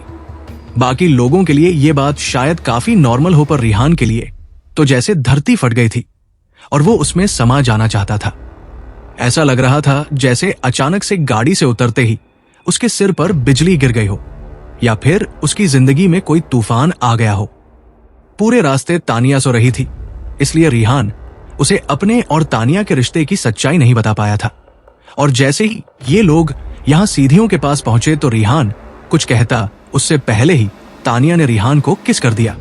तानिया के अचानक की हुई इस हरकत से रिहान मन ही मन दहल गया था। उसकी आंखें एकदम हैरानी से फैल गई थी और वो काफी ज्यादा हैरान होकर खड़ा था। जैसे ही अचानक से तानिया ने रिहान के गाल पर किस किया तो रिहान के दिल की धड़कन एकदम से रुक गई। उसे समझ नहीं आ रहा था कि उसके साथ अभी अभी क्या हो गया। कुछ पल के लिए तो जैसे वो अपने सेंस में ही नहीं था। हालांकि जब उसे होश आया तो उसने भगवान का शुक्रिया अदा किया कि तानिया ने सिर्फ उसके गाल पर हल्की किसकी थी, उसके लिप्स पर नहीं, वरना अगर लवर की तरह किसकी होती तो शायद उसका और उसकी बहन का ये रिश्ता बदनाम हो जाता। रिहान की शायद आज खुशकिस्मती थी कि इंडिया में भी वेस्टर्न कल्चर होने की वजह से भाई बहनों में नॉर्मल किस चलती थी। हालांकि मिडिल क्लास लोगों के बीच ये भी बहुत बड़ी बात थी, पर हाई क्लास और अमीर लोग इस तरह की किस को कंसीडर नहीं करते थे। वही रिहान के पीछे खड़ी मैगी ने जब रिहान के चेहरे को देखा, जिसकी हवाइयां पूरी तरह से उड़ गई थी, और उसे देखकर ऐसा लग रहा था जैसे रिहान के ऊपर कोई बिजली गिर गई हो, तो वो खुद को रोक नहीं पाए और हंसने लगी। रिहान के आसपास जितने भी टाइगर सिक्योरिटी गार्ड थे वो सब जानते थे कि रिहान और तानिया का रिश्ता भाई बहन का है और दोनों का खून का रिश्ता है। इसीलिए सब लोग ये नजारा देखकर और अपने बॉस का चेहरा देखकर इधर उधर देखने लगे। उन लोगों को देखकर ऐसा लग रहा था जैसे उन्होंने अभी अभी जो कुछ भी हुआ उसे देखा ही ना हो। सब लोग अपनी आंखें घुमाकर बिल्डिंग को देख रहे थे जैसे ये कोई ताजमहल हो। रिहान ने अपने सबॉर्डिनेट्स की ऐसी हरकतों को नोटिस कर लिया था और उन लोगों को मन ही मन मुंह दबाकर हंसता हुआ देखकर रिहान को और भी ज्यादा एम्बरेस फील हो रहा था। हालांकि तानिया के घर में खड़े होकर इस वक्त आरव नीचे का सारा नजारा देख रहा था और उसे देखकर ऐसा लग रहा था जैसे उसका मूड इस वक्त कुछ खास अच्छा नहीं है। आरव मलहन के लिए तानिया उस मुर्गी की तरह थी जो ऑलमोस्ट उसके हाथों में थी और जिसे वो जल्दी ही पकाकर खाने वाला था। पर देखते ही देखते ये मुर्गी ना ही उसके हाथों में पकी और ना ही वो उसे खा पाया। डॉट और साथ ही साथ अब ये मुर्गी वापस उड़ने की कोशिश कर रही थी, पर यह बात आरव कभी भी बर्दाश्त नहीं कर सकता था। आरव ने जब तानिया को रिहान को किस करते हुए देखा तो उसे रिहान काफी अजीब लग रहा था। उसे समझ नहीं आ रहा था कि आखिर रिहान है कौन और उसकी असली पहचान क्या है। आखिर वो कहां से आया है और क्यों उसकी आंखों में कंकर की तरह चुभ रहा है। एक के बाद एक कई सवाल आरव के दिमाग में चल रहे थे, पर वो इस बात को मानने से मना नहीं कर सकता था कि तानिया पूरी रात गायब थी और आज सुबह रिहान उसे अपने साथ लेकर आया था। रिहान और तानिया को साथ देखकर आरव अपने मन में यही सोच रहा था कि क्या कल रात को तानिया और रिहान के बीच में कुछ हुआ था। जहां उसका दिमाग ये सवाल कर रहा था वही उसका दिल बार बार इसका जवाब दे रहा था कि जरूर उनके बीच कुछ हुआ होगा। आरव की सबसे बड़ी दिक्कत यही थी कि वो अपनी सोच के हिसाब से लोगों को जज करता था और अपनी सोच का ठप्पा हर एक इंसान पर लगा देता था। उसे लगता था कि वो जो सोचता है वही सच है और लोगों के बीच वैसा ही कुछ हुआ होगा। आरव अभी तक इतना तो समझ गया था कि रिहान अपने आप को जैसा दिख रहा है वैसा बिल्कुल नहीं है और ये उसी की तरह कोई अमीर घर का लड़का है जो तानिया के करीब आने के लिए और उसकी सिंपैथी पाने के लिए गरीब होने का नाटक कर रहा है। आरव इस वक्त मन ही मन गुस्सा करते हुए यही सोच रहा था कि तानिया जैसी खूबसूरत लड़की जो ऑलमोस्ट उसके हाथों में आने वाली थी, उसे रातों रात कोई दूसरा लड़का ले गया। और ऐसे में अगर इतनी खूबसूरत लड़की उसके साथ होने के बाद भी वो ये कहे कि उसने और तानिया ने कुछ भी नहीं किया, तो कोई भी उनकी बातों पर विश्वास कैसे कर सकता था। इस वक्त उसके मन में जो चल रहा था वही आरव की आंखों में दिख रहा था। जलन और गुस्सा इस वक्त आरव की आंखों में साफ नजर आ रहा था। आरव ने तुरंत गुस्से से तानिया के परिवार वालों को देखा, जो खुद इस वक्त आंखें फाड़े खिड़की पर टंगे हुए नीचे जो कुछ हो रहा था वो सब भी देख रहे थे। इन लोगों को देखकर आरव ने इनसे कहा, तो यही है तुम्हारी संस्कारी बेटी जिसके बारे में तुम लोग बात कर रहे थे। खुद चाहे कितना भी कीचड़ में क्यों ना हो, पर इंसान को सामने वाले साफ सुथरा चाहिए। अगर उनके ऊपर कीचड़ का दाग भी लगा हो तो वो लोग सीधा उनके चरित्र पर उंगली उठाने में वक्त नहीं लगाते। और शायद आरव भी इस वक्त ऐसा ही कुछ कर रहा था। आरव की बात सुनकर तानिया की मां ने घबराते हुए कहा, नहीं आरव, तुम गलत समझ रहे हो, शायद कोई गलतफहमी हुई है। तानिया की मां की बात सुनकर आरव ने एक तिरछी मुस्कान देते हुए कहा, गलतफहमी? तुम्हें सच में लगता है कि मैं कोई बेवकूफ हूं? मैं अपनी आंखों से सब कुछ देख सकता हूं और सच्चाई मेरे सामने है, और तुम लोग चाहते हो कि मैं ऐसे शो करूं जैसे मैंने कुछ देखा ही नहीं है। आरव की बात सुनकर तानिया के सौतेले पिता ने तुरंत कहा, नहीं, ये जरूर मिसअंडरस्टैंडिंग है। तानिया बहुत अच्छी लड़की है और वो कभी भी ऐसी हरकत नहीं कर सकती। इन लोगों की बातें सुनकर आरव ने गुस्से से चिल्लाते हुए कहा, अनीब, बकवास बंद करो। तुम लोगों की बेटी पूरी रात गायब थी और अब सुबह सुबह आई है, वो भी किसी लड़के के कपड़े पहनकर। तुम लोग अभी भी कह रहे हो कि ये सब कुछ कोई गलतफहमी है और तुम्हारे घर की बच्ची बहुत अच्छी है। इतना कहकर आरव ने 2-3 बार गहरी लंबी सांस ली और खुद के गुस्से को शांत करके फिर से अपनी बात कंटिन्यू करते हुए बोला, अगर तुम लोग इस ब्लाइंड डेट को कंटिन्यू करना चाहते हो तो कर सकते हो, मुझे कोई दिक्कत नहीं है। पर अब तुम्हारी बेटी पहले की तरह ओरिजिनल नहीं रह गई है। अगर उसे किसी और ने हाथ लगाया है तो वो मेरे लिए कोई मायने नहीं रखती। आरव के मन में इस वक्त जो आ रहा था वो बोले जा रहा था। उसे सामने खड़े लोगों की कोई परवाह नहीं थी और वही दूसरी तरफ तानिया के सौतेले पिता को इतनी बेइज्जती होने के बाद भी कोई फर्क नहीं पड़ रहा था। उसने तुरंत अपना रंग बदलते हुए और थोड़ा चिंता करते हुए कहा, आप कहना क्या चाहते हैं मिस्टर आरव? तानिया के पिता का सवाल सुनकर आरव ने बहुत ही कॉन्फिडेंट होते हुए कहा, हमारी डील 5 मिलियन की हुई थी, पर अब मैं तुम लोगों को 5 लाख रुपए से एक भी रुपए ज्यादा नहीं दूंगा। जैसे ही तानिया के परिवार वालों ने ये बात सुनी तो सब लोग एकदम दंग रह गए और हैरानी से बेवकूफों की तरह एक दूसरे को देखने लगे। उन्हें देखकर ऐसा लग रहा था जैसे अभी अभी किसी ने उनके पैरों तले से जमीन खींच ली हो और वो लोग उसमें समा गए हो। अचानक से थोड़ी देर बाद तानिया की मां ने अपने दांतों को पीसते हुए और थोड़ा सीरियस होते हुए कहा, मिस्टर आरव मल्हन, क्या आपको सच में लगता है कि चीजें इस तरह से काम करेंगी? तानिया जब ऊपर आएगी तो मैं खुद उसे अच्छे से चेक करूंगी। अगर आप जो कह रहे हैं वो सही निकला तो हम आपको पैसे बढ़ाने के लिए बिल्कुल नहीं कहेंगे और 5 लाख रुपए में डील डन कर लेंगे। इतना कहकर तानिया की मां चुप हो गई और तानिया के सौतेले पिता ने बात को कंटिन्यू करते हुए कहा, और अगर ऐसा कुछ नहीं हुआ तो आप ओरिजिनल एग्रीमेंट को कंटिन्यू करेंगे। आरव ने जब इस परिवार के एटीट्यूड को देखा तो उसे वाकई हैरानी हुई। उसने भी अपने मन में सोचा कि अगर वो जैसा सोच रहा है वैसा नहीं हुआ तो उसके लिए ही फायदा है, और अगर ऐसा होता भी है तो भी दोनों तरफ से उसे ही फायदा होगा। ये सोचकर उसने अपना सर सहमत होते हुए हमें हिलाकर कहा, ठीक है, हम वैसा ही करेंगे, पर अगर तुम लोगों ने मुझसे झूठ बोला तो उसका अंजाम बहुत बुरा होगा। और वैसे भी इस तरह की चीज कुछ टाइम के लिए छिपाई जा सकती है, पर कभी ना कभी तो मेरे सामने आ ही जाएंगी। आरव की बात सुनकर सब लोगों ने सहमत होते हुए अपना सिर हिला दिया और एक इवन एग्रीमेंट पर पहुंच गए, जो बातों ही बातों में इन लोगों ने शुरू किया था। हालांकि तानिया जो इस पूरे खरीद फरोख्त में बेची जा रही थी, उसे इन सब के बारे में कुछ भी नहीं पता था। इस वक्त रिहान उसे अपने साथ ऊपर लेकर आ रहा था और रिहान के साथ तानिया काफी खुश नजर आ रही थी। जहां एक तरफ तानिया खुश थी तो वही दूसरी तरफ रिहान मन ही मन काफी दुखी महसूस कर रहा था।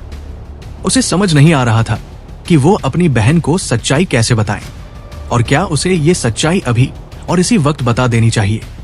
जिस तरह के इस वक्त तानिया के एक्सप्रेशन बने हुए थे, उस हिसाब से रिहान को काफी ज्यादा डर लग रहा था। अपनी ही बहन की अपने लिए फीलिंग देखकर रिहान मन ही मन बहुत बोझल महसूस कर रहा था। उसे समझ नहीं आ रहा था कि वो क्या करे और क्या नहीं। तानिया को अभी अभी किडनैपिंग से रेस्क्यू किया गया था। ऐसे में उसे इस वक्त सच बताना सही रहेगा या नहीं, रिहान को यह बात समझ नहीं आ रही थी। अगर वो इस बात को जानकर सच्चाई को संभाल नहीं पाई तो, अगर उसने रिहान को ही गलत समझ लिया तो रिहान जहां एक तरफ ये सब सोच रहा था, वहीं मन ही मन उसका दिमाग ये भी कह रहा था कि अगर उसने सच नहीं बताया तो चीजें और ज्यादा मुश्किल हो जाएगी और हो सकता है कि तानिया को आगे जाकर ज्यादा बुरा लगे। यही सब सोचते सोचते फाइनली रिहान तानिया के घर के पास आ गया। हालांकि वो घर का दरवाजा नॉक करता उससे पहले ही दरवाजा खुल गया। तानिया अपने घर में कदम रख पाती उससे पहले ही उसके घर वालों ने उसे पर चिल्लाना शुरू कर दिया। तुम कहां भाग गई थी? क्या तुम्हें नहीं पता है कि घर वापस कैसे आया जाता है? तुम इतनी ज्यादा मतलबी कैसे हो सकती हो?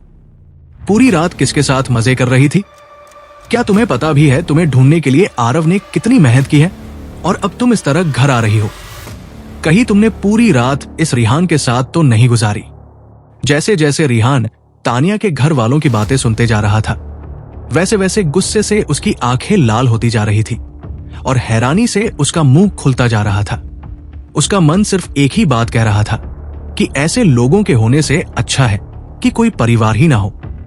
रिहान को अब समझ आ रहा था कि तानिया इस परिवार से क्यों भाग जाना चाहती थी।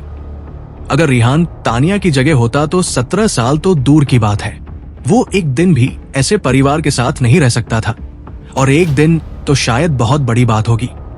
कुछ मिनट भी ऐसे लोगों के साथ रहना रिहान के लिए मौत से बदतर हो जाता। वहीं दूसरी तरफ तानिया की मां ने जब देखा कि इतनी बातें सुनकर भी तानिया चुपचाप खड़ी है और कुछ नहीं बोल रही है, तो उसकी मां की घबराहट बढ़ने लगी। उसे अनहोनी के होने का डर लग रहा था। अभी अभी आरव ने जो कहा, उस बात से ज्यादा चिंता तानिया की मां को इस बात की हो रही थी कि कहीं तानिया ने सच में कोई गलती ना कर दी हो, क्योंकि अगर उसने ऐसा किया होगा तो खुद के लिए ही उसने मुसीबतें खड़ी कर दी होंगी। अगले ही पल अचानक से तानिया की मां ने उसका हाथ पकड़ लिया और उसे घर के अंदर खींचते हुए बोली, सबसे पहले तो तुम घर के अंदर आओ और अब मुझे बताओ कि क्या सच में तुमने इस लड़के के साथ कुछ किया है? क्या तुम्हें शर्म नहीं आती इस तरह की हरकत करते हुए? जैसे ही तानिया ने अपनी मां की बात सुनी तो वो सबसे पहले अपना हाथ छुड़ाने की कोशिश करने लगी, क्योंकि उसे वाकई बहुत दर्द और कमजोरी महसूस हो रही थी। उसने अपना हाथ छुड़ाने की कोशिश करते हुए अपनी मां से कहा, ये क्या बकवास किए जा रही है आप? मैं अभी अभी घर आई हूं और आप लोग मुझ पर इस तरह के इल्जाम लग रहे हैं। क्या आपको नहीं पता कि घर में रहने वाले इंसान की कैसे परवाह की जाती है? तानिया ने जब अपनी मां की बात सुनी तो उसे काफी ज्यादा गुस्सा आया और वो अपना हाथ अपनी मां से छुड़ाने लगी। उसे इस वक्त काफी बुरा लग रहा था। वो अपने घर से भागी क्योंकि उसके परिवार ने उसे मजबूर कर दिया था, और उसके बाद वो उन गुंडों की वजह से किडनैप हो गई और उसके साथ ऑलमोस्ट गलत होने वाला था। वो तो उसकी अच्छी किस्मत थी जो रिहान ने लास्ट मिनट पर आकर उसे बचा लिया, वरना शायद तानिया के पास मरने के अलावा या सुसाइड करने के अलावा और कोई दूसरा ऑप्शन नहीं होता। अब जब वो इतनी मुश्किल से बचकर वापस घर आई है तो उसके घर वाले उसके बारे में अच्छा बोलने के बजाय, उसकी परवाह करने की बजाय उस पर इतने गंदे और घटिया इल्जाम लगा रहे हैं और उसकी जान बचाने वाले इंसान को गलत कह रहे हैं। आखिर तानिया ये सब कुछ कैसे सहन कर सकती थी?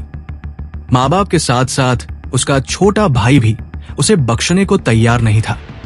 लकी इस वक्त कोल्ड एक्सप्रेशन के साथ तानिया को तिरछी नजरों से देख रहा था और इस वक्त उसे इस बात की कोई परवाह नहीं थी कि उसकी कई बातों से तानिया को कितना बुरा लग सकता है या उसकी बेइज्जती हो सकती है। उसने बस अपना मुंह खोला और बोलना शुरू कर दिया, मॉम तुम्हें अंदर ले जाकर अच्छे से चेक करेंगी। वो देखना चाहती है कि तुम्हारे साथ इस रिहान ने कुछ गलत तो नहीं किया ना। आरव सर का कहना है कि उन्हें सिर्फ एक फ्रेश और वर्जन लड़की चाहिए। अगर तुम अभी भी फ्रेश हो तो हमें मिलियन मिलेंगे, वरना सिर्फ लाख मिलेंगे। तुम जानती हो ना, इन दोनों के बीच 10 टाइम्स का डिफरेंस है। जैसे ही तानिया ने अपने भाई की बात सुनी तो उसके पूरे शरीर के रोंगटे खड़े हो गए और गुस्से से उसके सिर के बाल खड़े हो गए। उसे विश्वास नहीं हो रहा था कि सच में ये उसका ही परिवार था जो हर वक्त उसे बेचकर पैसे कमाने के बारे में सोचते वा।